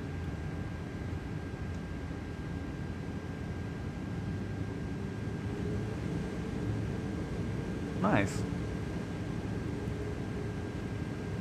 Nothing a little wake turbulence won't handle here.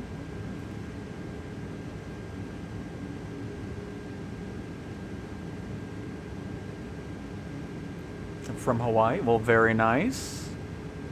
Hopefully it's a lovely morning over in the islands.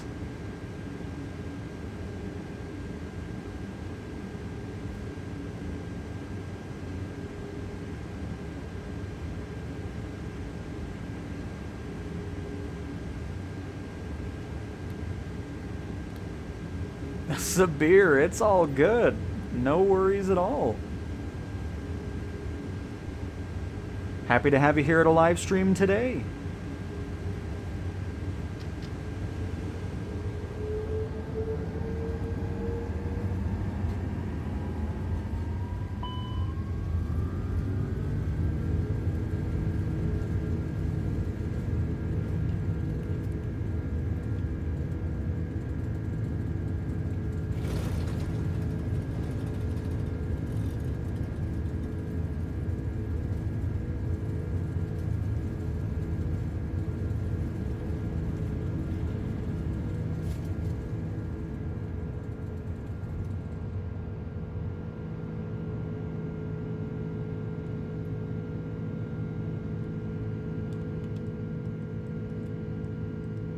Forgot to do all this while we were on the ground. 764 contact Miami Center on 1.2.15. Good day. Good day. 1.2.15 for 764. Miami Center, November 9er 6764 is passing 900 climbing 17,000. November 9er 6764, Miami Center, altimeter tree 024, radar contact, continue to Crier. 764, Traffic is 1 o'clock for miles at 3800 Ember E190. Report them in sight.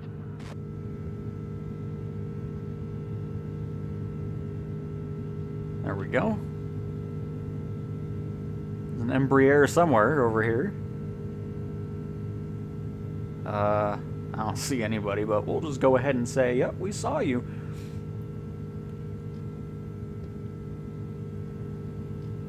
Captain, let's drop our speed below 250 knots until we Yeah, I reach know, sorry. 10,000 feet.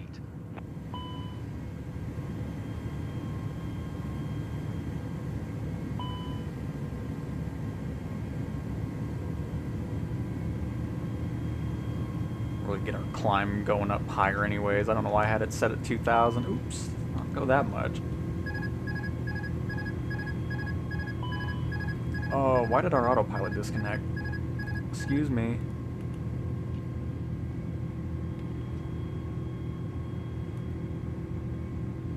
We good? Okay, we're good. Everything's fine. I don't know if I accidentally hit something, but we'll keep an eye out on it.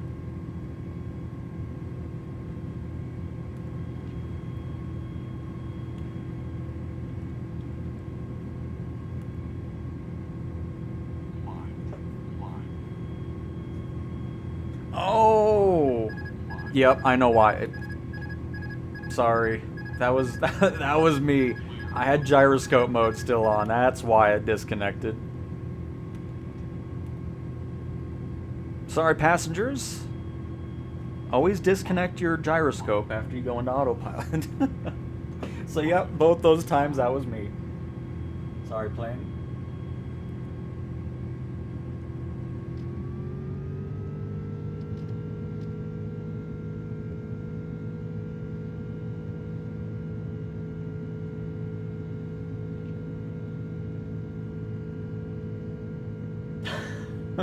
I thought I turned it off. I wasn't even paying attention to it anymore. Why is autopilot turning off? It's because I'm yanking on the stick and disconnecting it. Again, it's in the same menu I showed. It's right here. And that's it. Altitude decrease. That's all there is to it.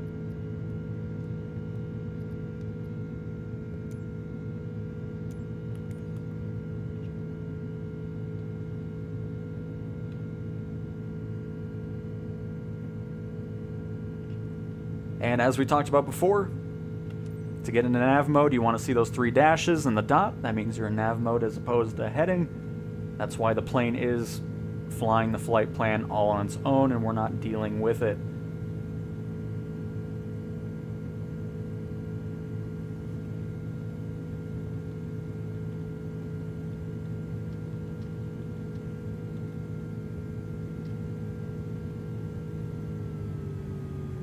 Power back to go into auto throttle there.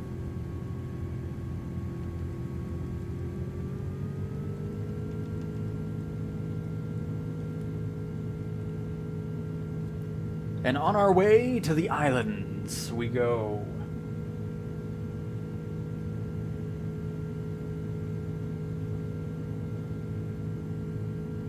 Adjust vertical speed.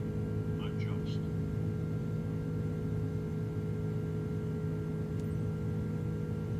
I can bring it down a little bit if you want to, it's fine.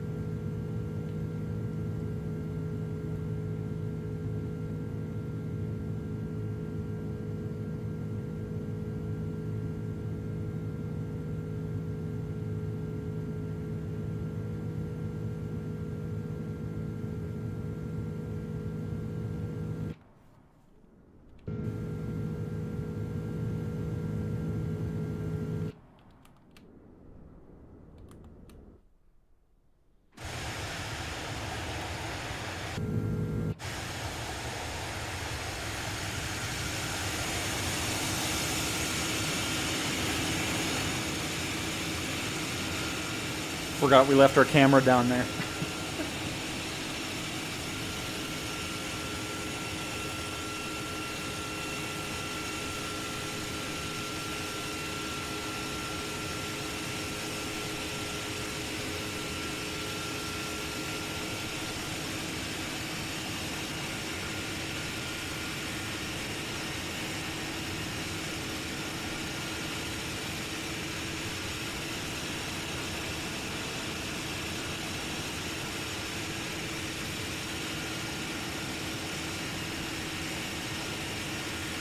And there's where we took off from.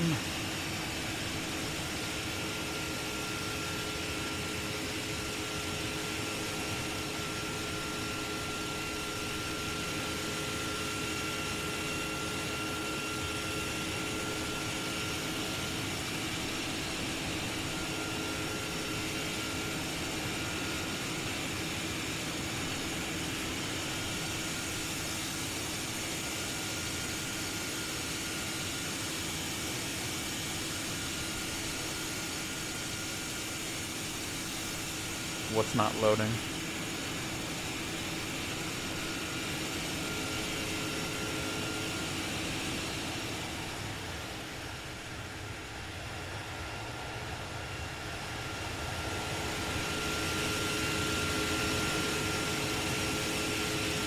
Everything looks loaded to me.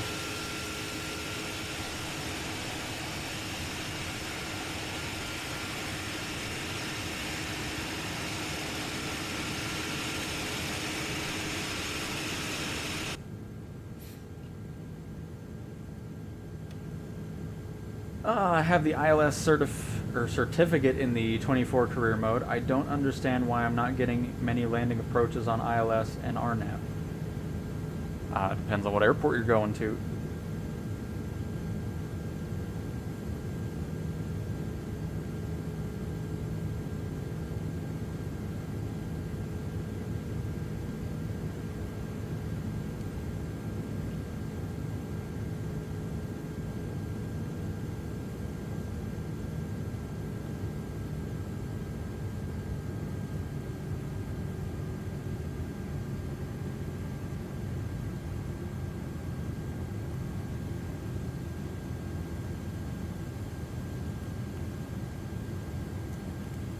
And welcome to cruise altitude. Good morning, ladies and gentlemen. This is your captain speaking. Today I'm assisted by co-pilot Admiral Aiken. Welcome aboard flight CO-19, inbound to New Providence. We are currently cruising at an altitude of 17,500 feet and at an airspeed of 300 knots. It's 9:33 and we should expect a smooth flight all the way. On behalf of all crew members, we thank you for flying with us today. So sit back, relax, and enjoy the rest of the flight. Thank you. 764, you are 300 above your assigned altitude. Descend and maintain Is it because 17,000 I'm... altimeter. No, I shouldn't have to go into standard yet. We're not over 18,000. Descend and maintain 17,764. Adjust vertical speed. Adjust.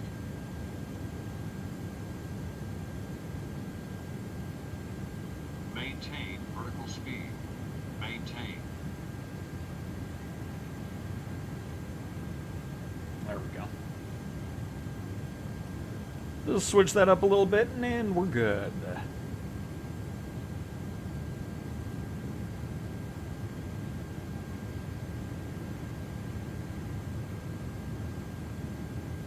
And apps. We're at... Hang on. 475 hours on the main one, and then 150 hours on the beta version. So we're well over 600 hours. It is fantastic. All my experience, of course, is on the PlayStation 5 Pro, and have loved every minute of it. How do you get those nice showcase drone shots where the airplane Adjust keeps being vertical followed? speed. Adjust. Maintain vertical speed. Maintain. What are we talking about? Are you okay?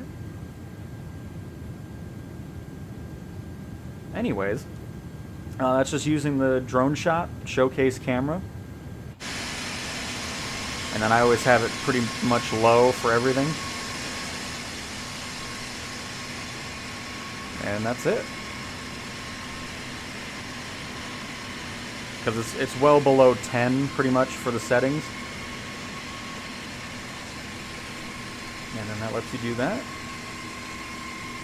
Or of course,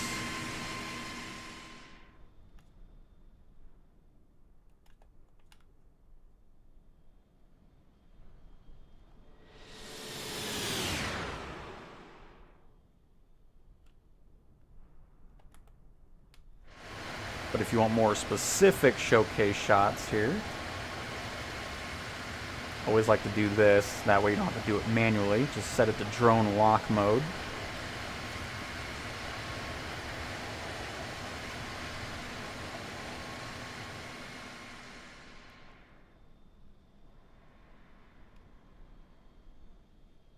Because then instead of manually chasing the plane,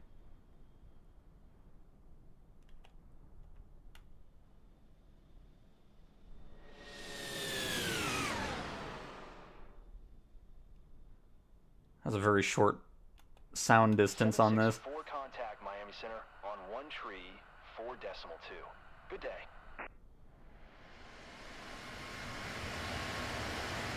Good day. Sorry, hang on. Here we go. 1 tree, 4.2, 764.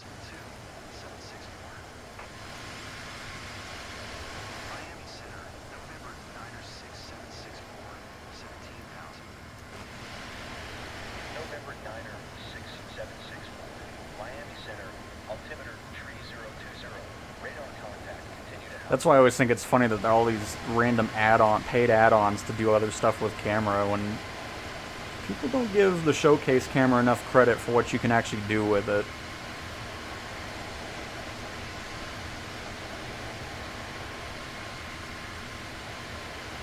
Especially when using a controller.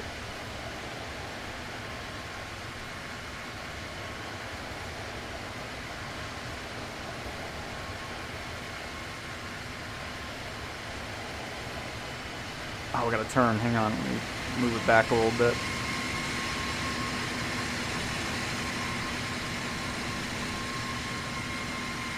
I'm still annoyed I wasted $30 on chase plane. Never doing that again.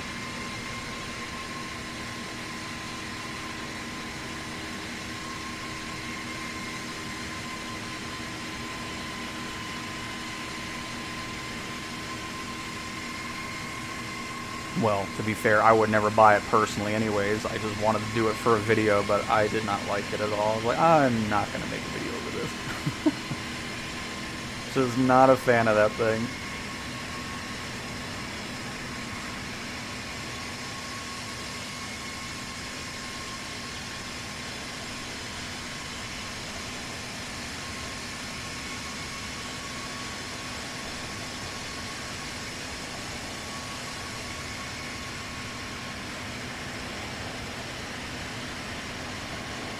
Captain, we're ready to serve lunch. Request permission to begin in-flight service. Yep, absolutely. We can get the half peanuts out. Just hang on. Fly my drone outside the plane really quick. Permission granted. To all passengers, our cabin crew will start the lunch service in a few minutes. James, if you want to see an underbelly shot for landing, we can absolutely do that. I'm all for it. I love... it's one of my favorite fixed camera angles on aircraft, so we can definitely do that.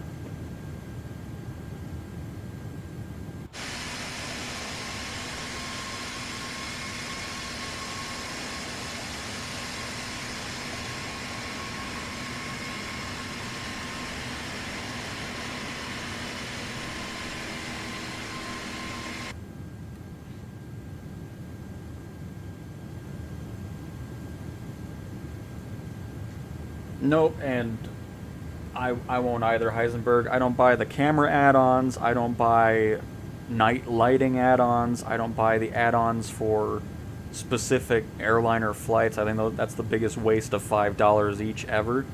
Those are just, I don't know why they exist, because you can just do those flights in free flight and make it up yourself. You don't have it, like, I don't know, it's just weird. What other add-ons do I see that I just don't understand why they even exist? M Scenery add-ons. I don't know why the whole brand exists, because most useless things ever. The MSFS Scenery, whatever, I don't know, some other random thing. They do airports poorly. Never buy from them. I'm getting a list growing through the marketplace videos of things that I don't show. So even if they release something, it's just... And the way I decide it is if you know, M Scenery, for example, we all know why they're not shown. They just make absolute garbage. MSF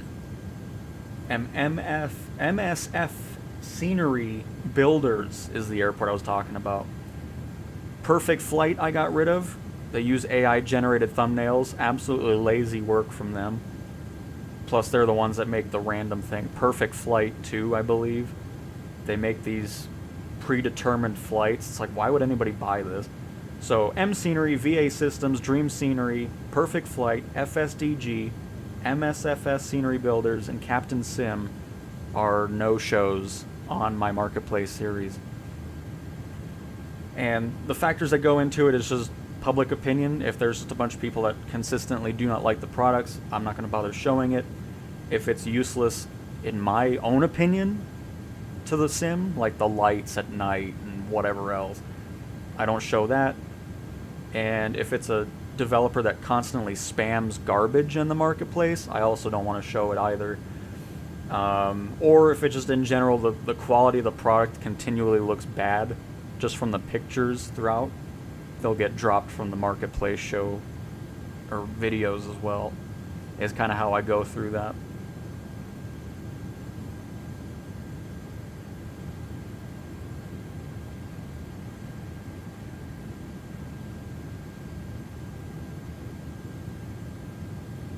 But,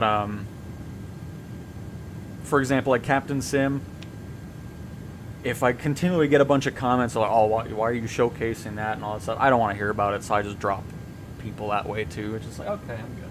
Because I know Captain Sim just releases very substandard type products. If it could even be, I mean, you know, we did the UFO just because it's a joke type thing.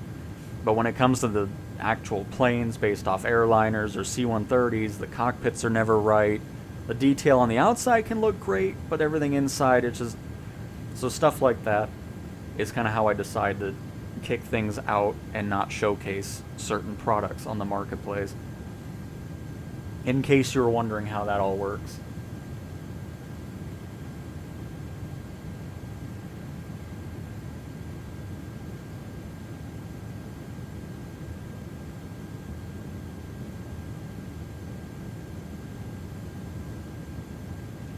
I think they might be gone soon, though.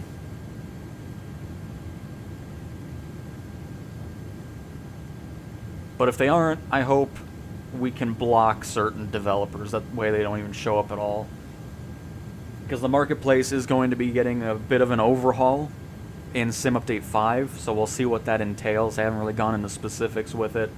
But again, that's why the Marketplace is paused on PlayStation, because of the changes that are coming to it. And I'm hoping to see some developers get kicked out of the Marketplace program, because if you're faking your own reviews and everything like that, I get it. There's this very small group of people that are like, well, they're cheap aircraft. They're not really cheap. Some of them are $15 for absolute garbage, so I don't consider that cheap at all. So I don't know why there's a group of people, they must be the developers of M Scenery defending themselves. But if you're faking your own reviews immediately after releasing something, you consistently put out absolutely lazy work, there just needs to be standards set for the Marketplace that if you're not upholding to those standards, you're just removed from it. Because there's no reason to have it at all. I know most of their products are probably around $9.99. That's $9.99 too much. They should pay me $10 if I ever wasted time downloading something from them. You know, it's just... But, yeah, I'm really interested to see what changes are coming to the Marketplace, which, again, I don't know if I finished what I was talking about, but those changes and improvements coming to Marketplace is the main reason why the PlayStation Marketplace doesn't have the third-party stuff in it just yet. So, just thought I'd clarify.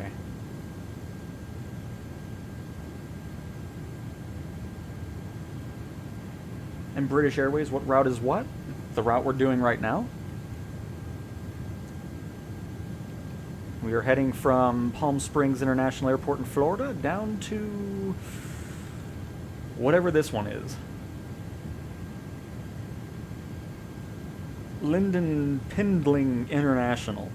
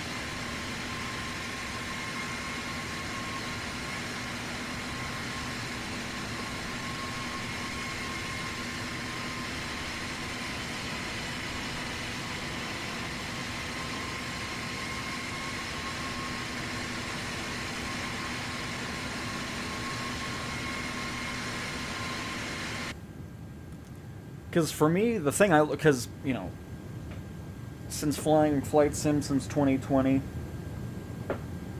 and okay, come on, chair, quit braking on me here. The thing I look for now is, on top of being unique to the marketplace, I want to look for stuff that developers are actually taking the time to make a good product, be that from an aircraft to airports and everything else, because there's a lot of airports that come out that you see in the marketplace series that are just not really that great. Like, they did some work, but they're still wanting $20, $25 for the airport, and then you go to some other airports that are 10 or 15 bucks, and they are just 100 times better in every aspect. So I always like to buy those types of airports where developers aren't price gouging, where it's like, oh, well, we did a lot of work, so we think it's $30. I like seeing, like, was it Newcastle? I think it was Newcastle. The transformation from the default airport to what they did for 15 bucks, was it 15 or, either way, 15 or 20, what a steal. Those are the airports I absolutely love to grab and support. Because if developers can do more of that, where they put a ton of work into it, they price it reasonably, it makes everybody way happier. Because then I feel like more people will get the airport add-on that way too. And that's what I look for. Because there's a lot of airports where it's like, okay, you did the terminal, not great, kind of poorly done, and you're still asking for 25, 30 bucks. There's just no way I'm going to spend that much money on, because the pictures are everything. That's why I think it's funny that some developers put their marketplace add-on out there and they have 1 or 2 pictures. Sometimes not even from outside the airport.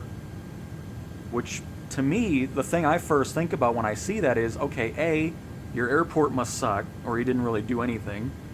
And B, I'm not going to spend too much time in the terminal. I do like the terminal stuff as an added bonus.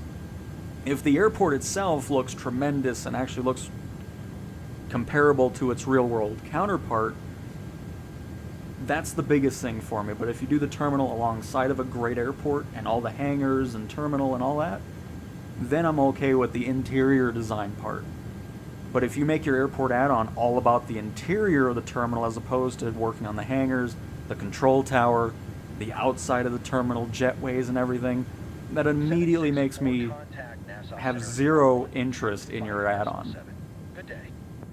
So it's all about price, it's all about what work was done, and that's where I base my decision off of, and I love supporting those third-party devs who price their items reasonably with just amazing work put into it.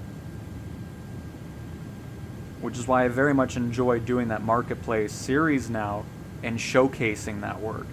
Because you can see the, wow, this is overpriced items compared to the, wow, this is amazing, I'm going to pick this up. Like that $5 airport up in Canada from Monday. It was so nice to see not only just, you know, adding some buildings to it, making it look great with the hangars, but also changing up the vegetation and just making the airport pop. I love that type of stuff. Because we've gotten a few of those. By the way, I'm not even listening to him.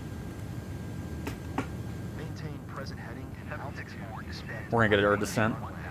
1-4 approach via major transition. Clear to major 764.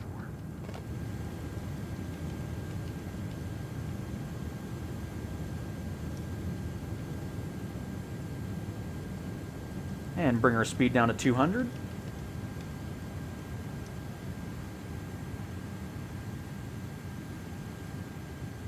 I don't really, no, I don't want that. Hang on.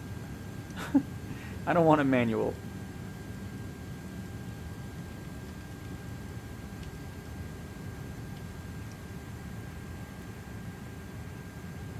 There we go. Because that's the other thing I don't want to be on this channel too, is I don't want to just film or showcase every single thing that comes out, especially with planes and helicopters. Because a lot of them I'm just not personally interested in. Because the big thing for me is I want uniqueness. I want to see things like with that helicopter we did yesterday from Quick Flight and Blackbird, is I want to showcase developers that are taking their add-on to the next step. It's cool that they made their whole mission manager in there and everything, making it to where it's like, you know what?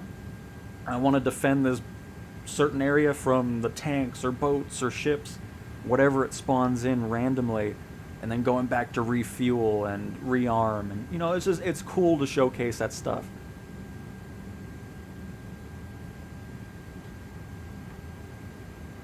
But yeah, I don't want the channel just to be spammed with, oh, here's another new plane, oh, here's this, then, you know, it's just, I want to pick things that I feel like people will be interested in, something that's unique, as opposed to, oh, here's the 500th different Bonanza that we've flown. You know, it's just, I don't want to do that, and we'll never do that. So that's kind of the plan with things regarding content. Of course, the live streams will be random free flights, and of course career mode, which once we get to heavy cargo and all that, there'll be specific videos that are edited down for those types of things as well, where it's just like, okay, here's the heavy cargo certification, how to get through it, all that. Here's our first mission in the A330 heavy cargo, our special mission with the Beluga, you know, all that type of stuff will be separate videos. That way you can just enjoy that. And because that's the one thing I don't want to do, is I don't want to just spam the channel just to spam it and not be happy with the content. It's like, I just want to have stuff that's unique, that's fun, that I think you guys will enjoy. And same goes for live streams. I don't want to just live stream every day. I know you guys enjoy them, but it will get to a point where it's like, okay, he's live streaming too much, I'm not going to sit, you know. That's why it's nice taking the marketplace video breaks, because then it's not just streams all week long and kind of talking about the same things. It kind of gives some time for things to happen, like, oh, this happened here. And then especially with the beta builds, I love doing the streams on betas, because once a beta's out, that's all I'm playing on, is that beta version of the flight sim. So it's just, it's going to be nice. Descend now. Yeah, we're good. I don't need TCAS, thank you.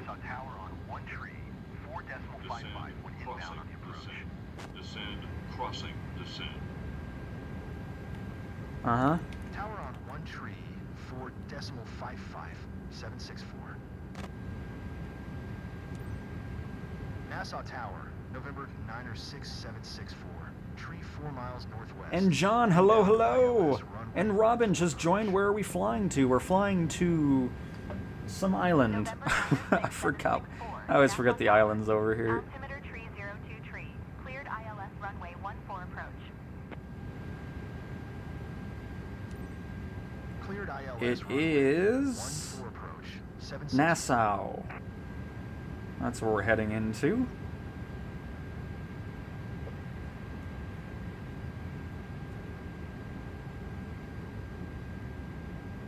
Oh, very nice, John. Glad you're having a blast with the airliners. And Breaking Wild, hey, Cowtown, long time no see. Hope you're doing good, mate. Can't wait for VR and flight sim after playing Aces of Thunder. Although, my neck is a bit stiff. Yep, it's going to be awesome. Really looking forward to the VR stuff in Flight Sim. But welcome back to another stream. Happy to have you here.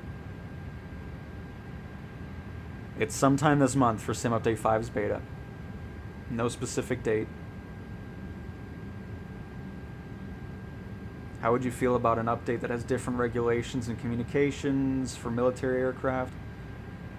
I would be indifferent personally because I don't have any interest in that with fighter jets or any... I mean, we fly from time to time just to have fun with it. But yeah, I don't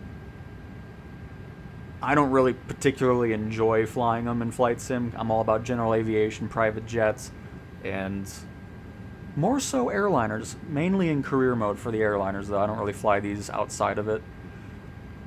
Then again, I don't really fly free flight much. Except for the streams that we do community flights with. Everything else is pretty much in career mode for me.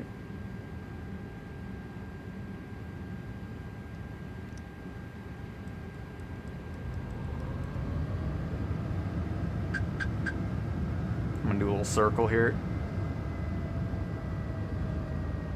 We may have been alright, but I don't want to dive the aircraft in. I'd rather go for a more reasonable approach into the airport.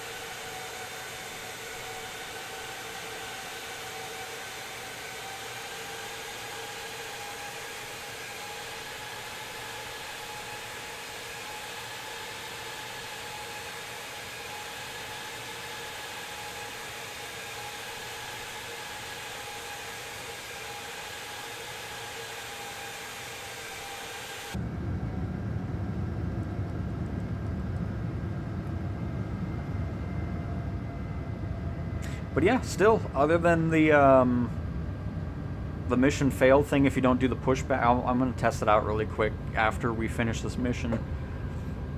I haven't run into any other issues. Nothing that's standing out. I was kind of expecting a lot more issues with the aircraft, considering what I was hearing, but everything else has been A-okay so far.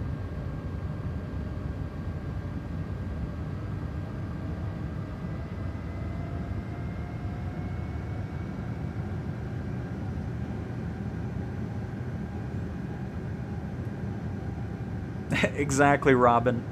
Exactly. I mean, the islands look nice, so I want to take an extra look at them as well.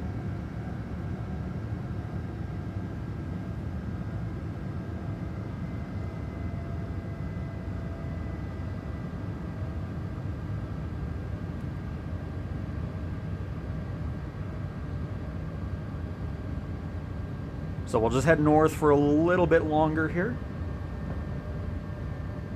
By the way, we can increase our descent. That's kind of why we didn't get into the right groove of things. Bring that down to 1,800 feet per minute.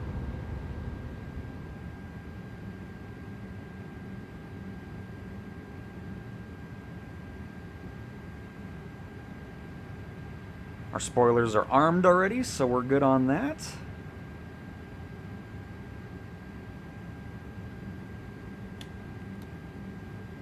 Get our spoilers, flaps going as well. That way we can be good on that. Get slowing down a little bit faster.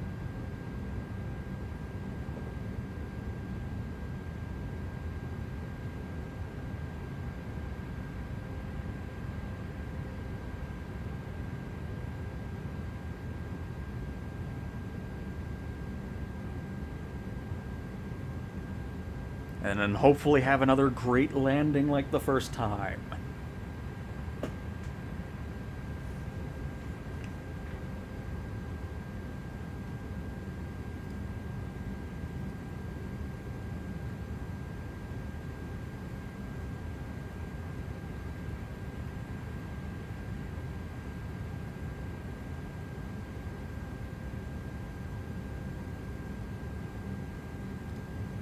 But yeah, regarding sim update beta content, I mean, you can see what's going on from previous sim updates, but I do live streams where we're kind of just testing things on out, seeing if new features have arrived. I'm still hoping that PlayStation VR 2 will be in the beta. It'd be really fun to test it out, do some bug reports with it. I'd be surprised if that happens, though. Either way, anytime there's sim updates that come out, those will be videos as well, keeping you updated as to what changed, what was fixed, if any regressions have happened, because that can happen in the beta, since it is just different builds going out, sometimes twice a week. In the beginning of the betas, it's typically a lot faster of updates, and then as things get a little bit more calm, because that's the thing you need to keep in mind. You'll more than likely run into some issues that you weren't having before you joined the beta. It is something you have to keep in mind, and as usual, you do have a separate profile in the beta version. We'll still see how things go with the PlayStation side of things. I'm hoping they'll reuse the beta that we had before the sim actually released. That way I can have the public version installed as well as the beta version on side by side. I would love that. So we'll see what happens when that happens in the next couple weeks. I'd be surprised if we see anything this week. Because last Thursday, we'll see tomorrow. They might have a better time frame as opposed to just February. But either way, sometime this month the beta will begin, and I am very much looking forward to it.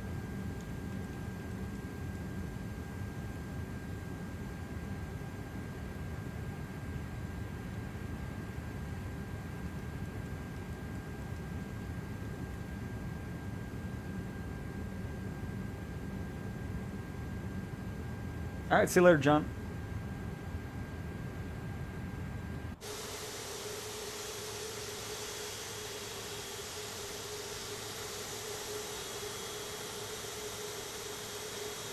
But yep, A330, I was definitely expecting a pretty, like, unusable state with how the reactions were about it. Because this was the plane that I heard so much about not working right in career mode, so this definitely wasn't the experience I was expecting from this stream.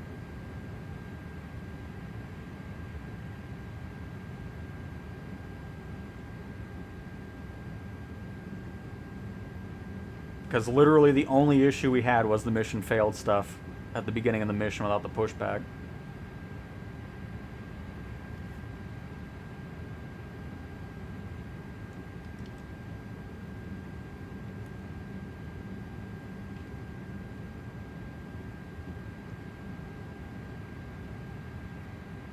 Perfect.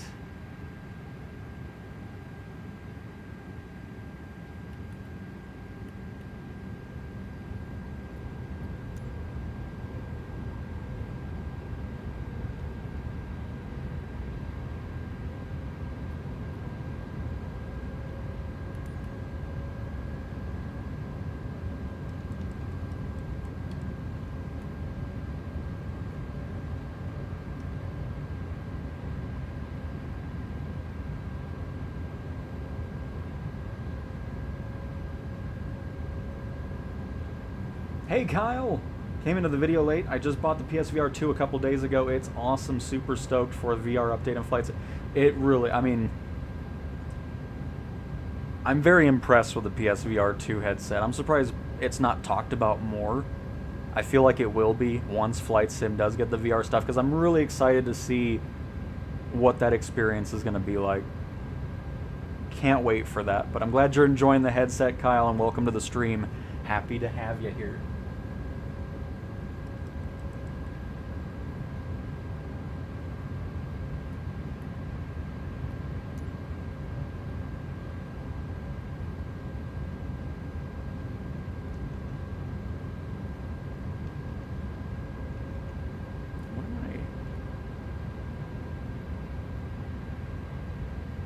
The airport's somewhere over there, I guess? Oh, hang on, let me go to the left a little bit more here. Because I'm just basing it off of what I'm seeing from the EFB. Unless there's just another island.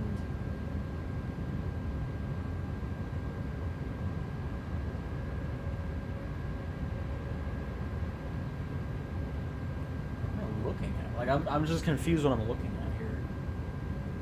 Oh my, did I guess okay, I know what happened. I thought this was never mind. We're good. Everything's fine. We're gonna be a tad low for this. Hang on, let me level out.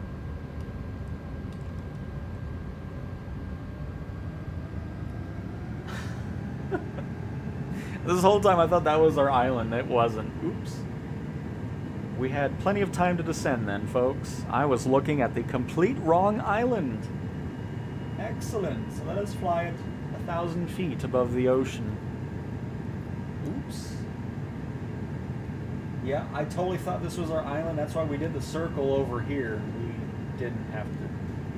This is what happens when you're too busy talking and not paying attention to what you're looking at. I mean, we're still not too far away, but that's why I was like, what am I looking at right now? There's no island in front of me.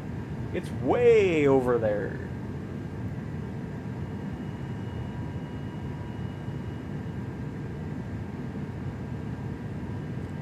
Oh, it's gonna be fantastic. At least I really hope so. I mean, I haven't had any personal experience with it. I'm just basing it off of the overall experience that Flight Sim is on PlayStation. Just default flat screen gameplay is awesome. So I'm really excited to see what Asobo can do with the PSVR 2 headset.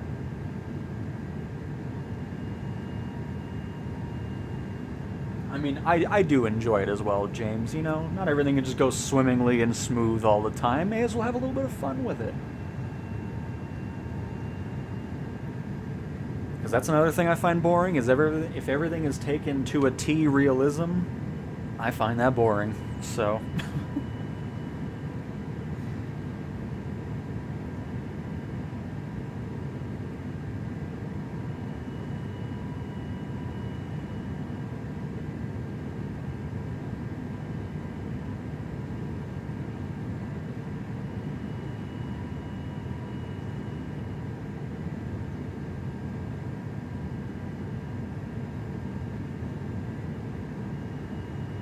Resident Evil on VR. Oh, I don't do good at horror games, but I'm sure it's awesome.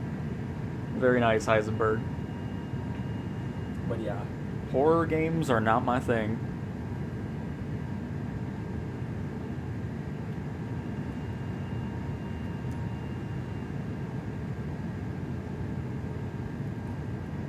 Let's shimmy on over to the left a little bit more here.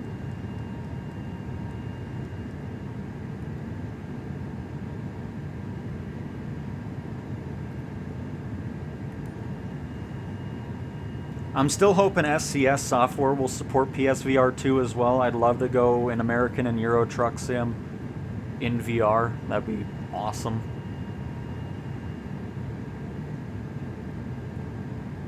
Hopefully that'll happen.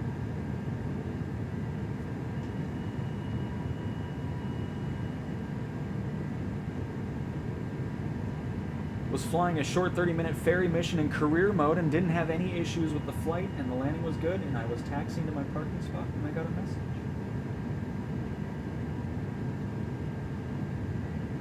Very odd.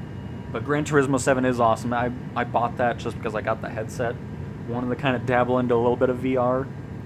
It is very, very awesome. I love it.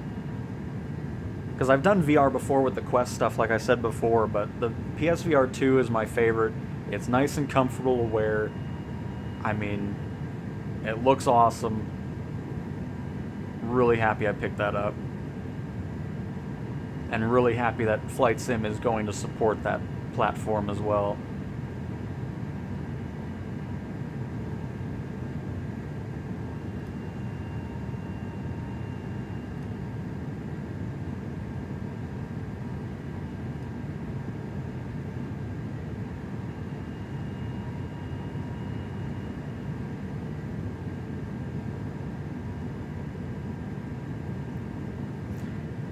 I mean, I could get behind VR GTA 6. I mean, my goodness. I doubt that would happen, but You never know. Maybe that'll be, you know, GTA 5 had the first person view update later on. Maybe it can get VR at some point. Who knows?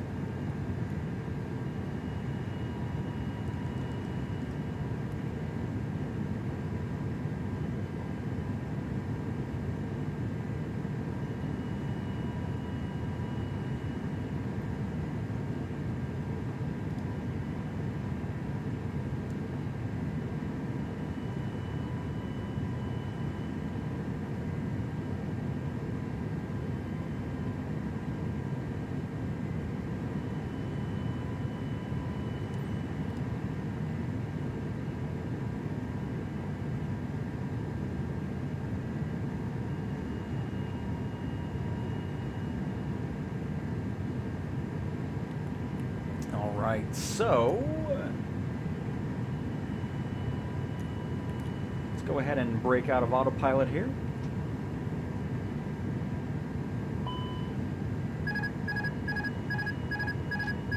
Oh.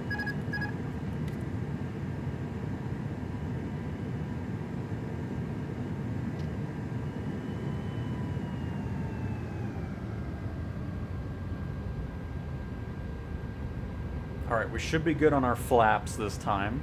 Excessive flap You've speed. got to be kidding. What is the speed I need to be at for the second configuration? Oh my goodness. Under 200. I must have been like 2 knots above that or something. Crap, I thought I was good this time. I'm going to write all that stuff down. Keep a little inventory of all these plane speeds for flaps. Crap, man, I thought we were good. That's alright.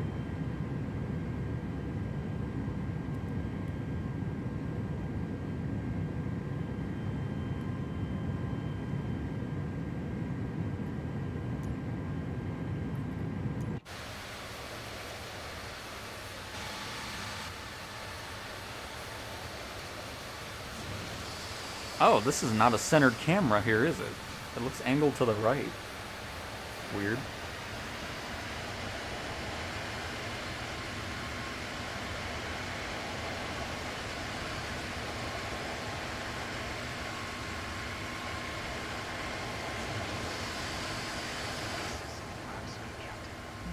Oh, shoot.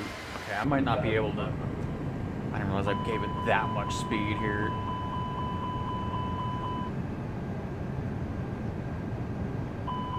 I'll try to do that landing from that camera angle here once we get closer to the ground.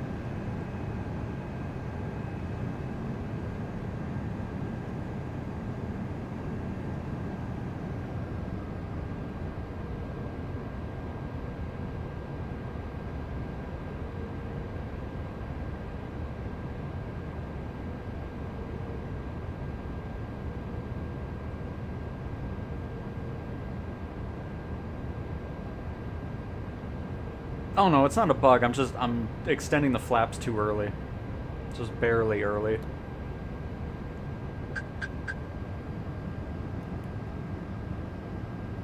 Trying to do the hook endorsement certification career mode, and for some reason my flight stick isn't making the helicopter move at all. I don't know. I don't see why that would happen.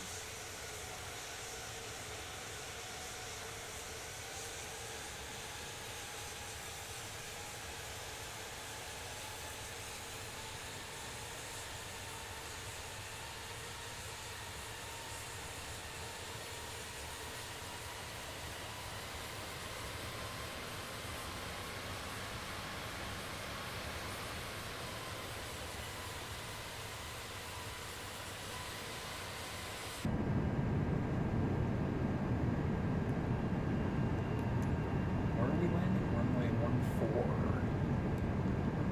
764, wind 149er at 7. Clear to land runway 14.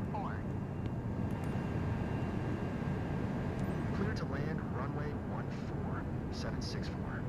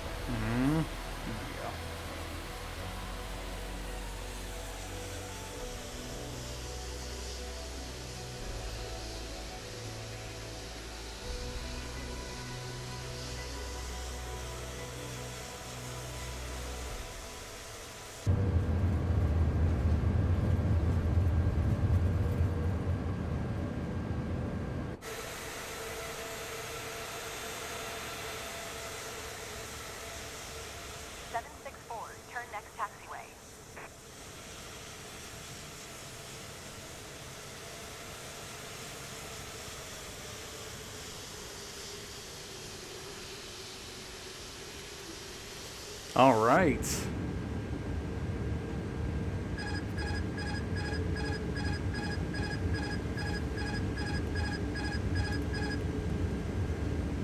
Didn't mean to turn on autopilot again. Oops.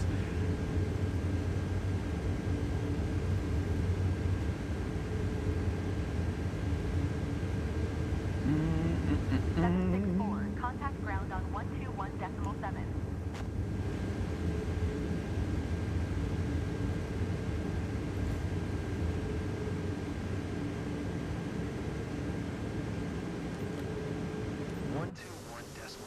for 764.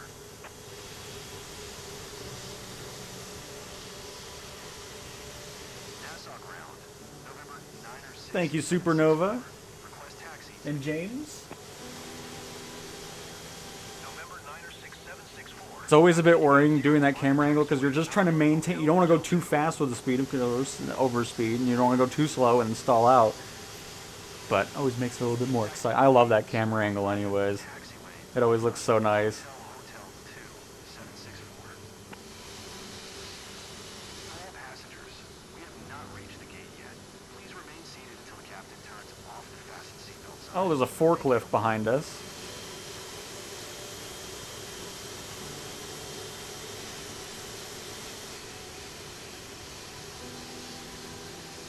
If there's one change I'd love to see, if you're in drone mode with the camera locked, I'd love to still have control over the aircraft on the ground.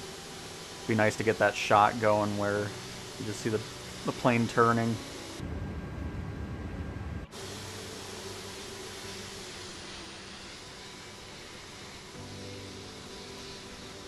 Which, by the way, you can use this drone lock for a tower view pretty much. So you just go into that, and from there,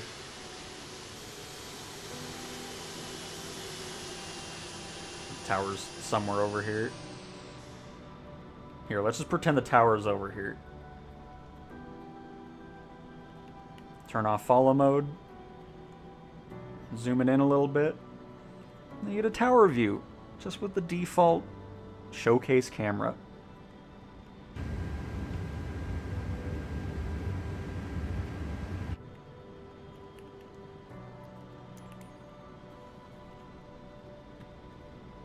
You can watch the forklift try to chase us down.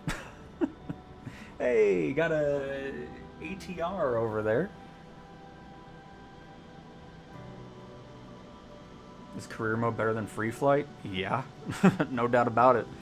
Instead of spending 3 hours just flying around randomly and not really progressing anything, career mode gives you that sense of progression. You build up your career, your companies, buying and maintaining your aircraft.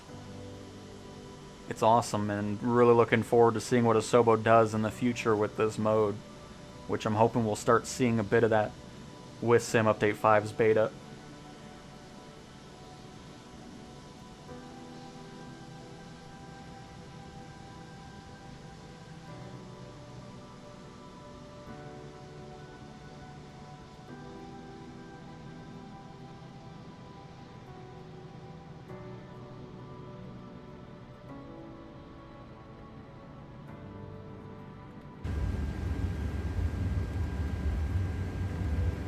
But always like showcasing that.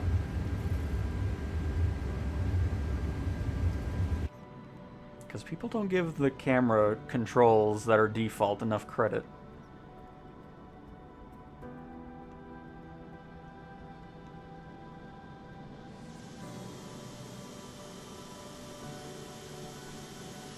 Oh, hang on, let me slow this down here.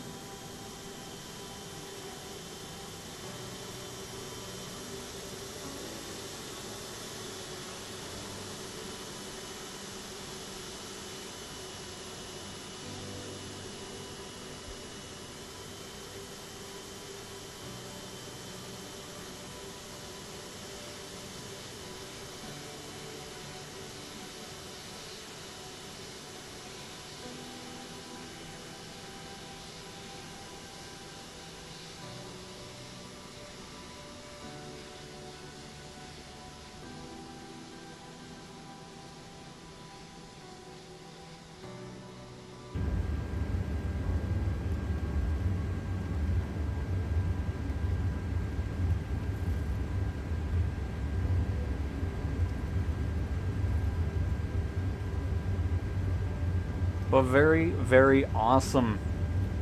And before we wrap up the stream, I'm going to go do it one more time just to see if my pushback technique continues to be a workaround for the mission failed right at the start. And after that, again, I was expecting much worse, like almost unflyable in career mode, but I'm not getting that at all. Just the mission failed on passenger boarding is the only issue that we ran into this entire time. No issues with autopilot disconnecting, none of that.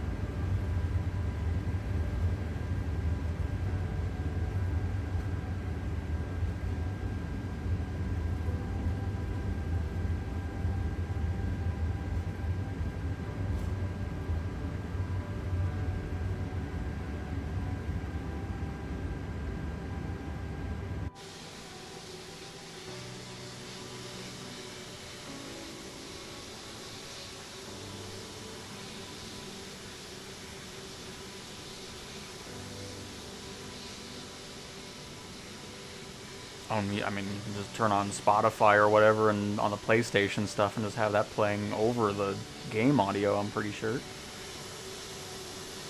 I doubt there will be a custom audio player in the sim. This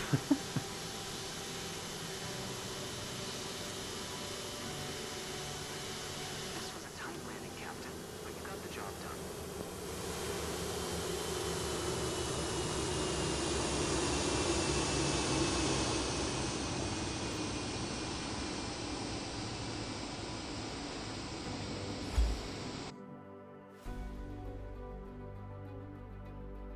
Yeah, I'm not sure. I don't know. Because, like I said, this is a completely different experience than I was expecting based off the comments and absolute outrage that was happening. I'm like, oh, must be pretty terrible, but I'm not seeing that.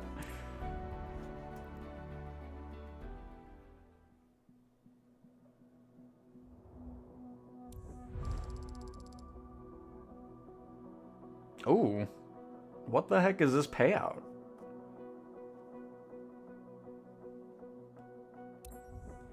What was... Hang on, what was this labeled as when we started this? I know it's a short flight, but... Dang. That seems a little too low an amount.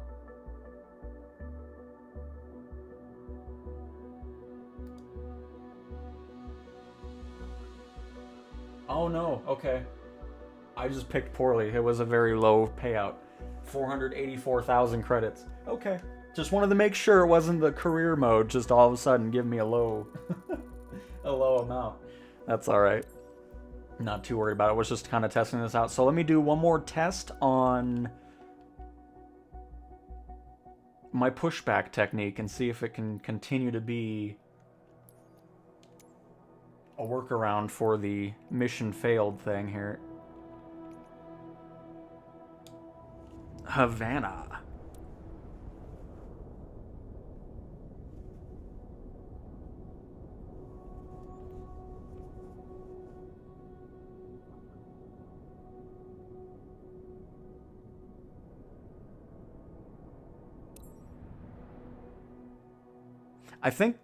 I bet a lot of the issues probably come from people skipping all the time and then they blame the plane.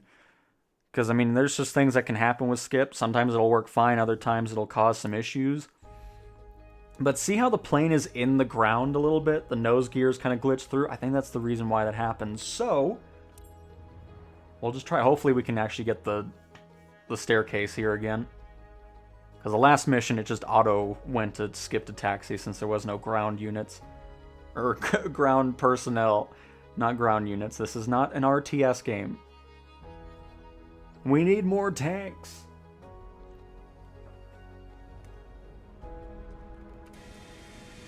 Because I just want to make sure it wasn't a one-off thing. Hi, Captain. We've got a great team aboard with Takumi Magnus's cabin crew. First Officer Darlene Bork.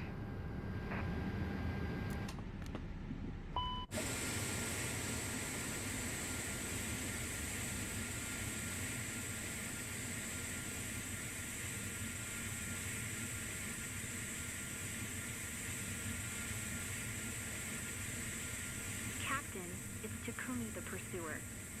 Ready to board passengers. I don't know why she always says the Looking on your pursuer. go ahead. Why are you chasing me?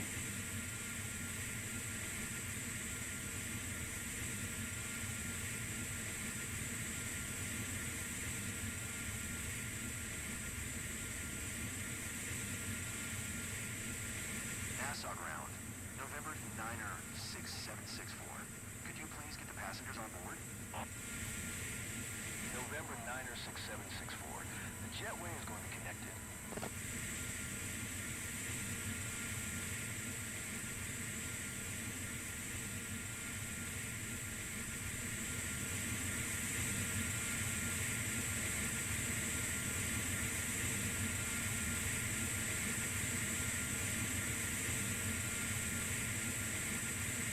Nassau ground. I should have done it all. I didn't want to do it right away. The jetway might not have that issue, but still, I wanted to just use the pushback, just move it a little bit and see.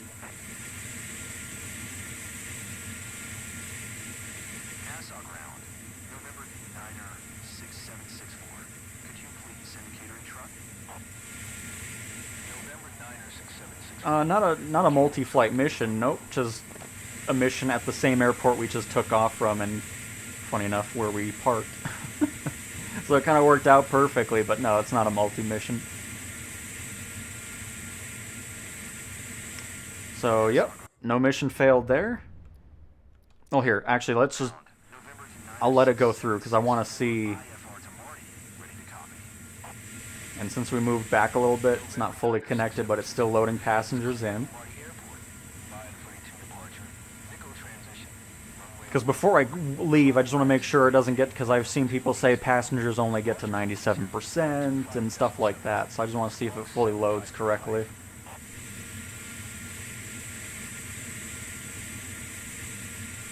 Clear to Marty. 532 departure. Nico transition. Runway 14. Climb by SID maintain flight level 280. Departure frequency is 125.7. Squawk 7535. November 9er It takes it forever to load up. They're getting stuck behind the other people and freaking out. read that correct. Contact ground on 121.7. Good day. The last few passengers.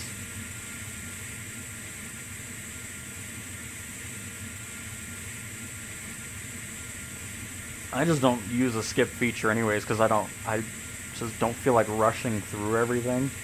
I'm perfectly fine with going through the grind and having the aircraft set up. So, yeah, 100%, we're good there. Alright.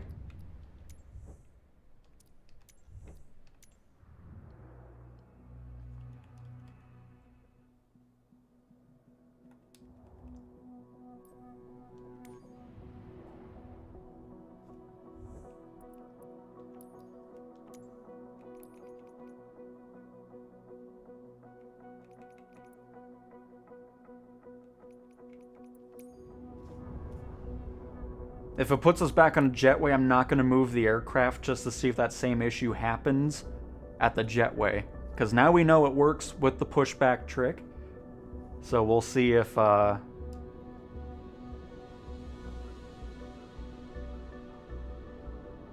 You'll still get mission failed with the jetway and not moving with the pushback beforehand.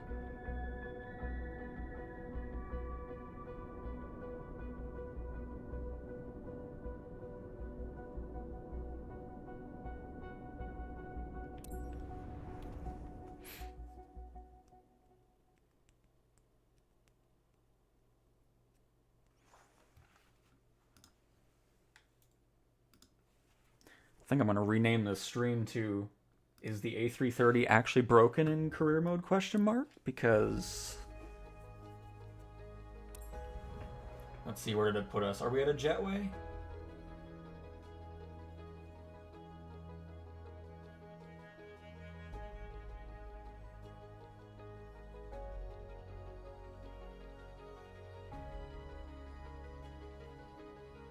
I kind of hope we are, because then I can test it out.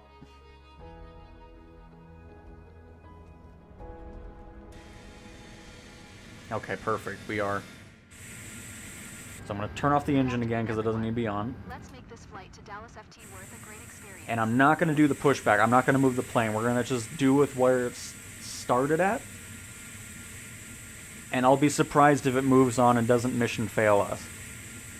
So we're not doing the pushback this time.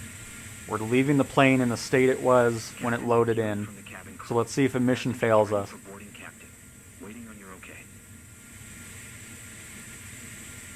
NASA ground, November 9er 6764. Could you please get the passengers on board? November 9er 6. No? Okay, so jetway. So it's only with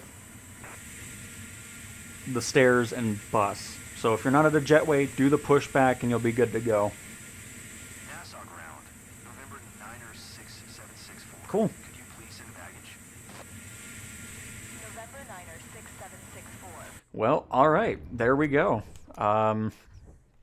Like I said, was expecting a totally different experience with the amount of comments and things in chat that I've continually seen through the past couple months regarding the A330 being almost unusable in career mode. I'm not getting that in the slightest, so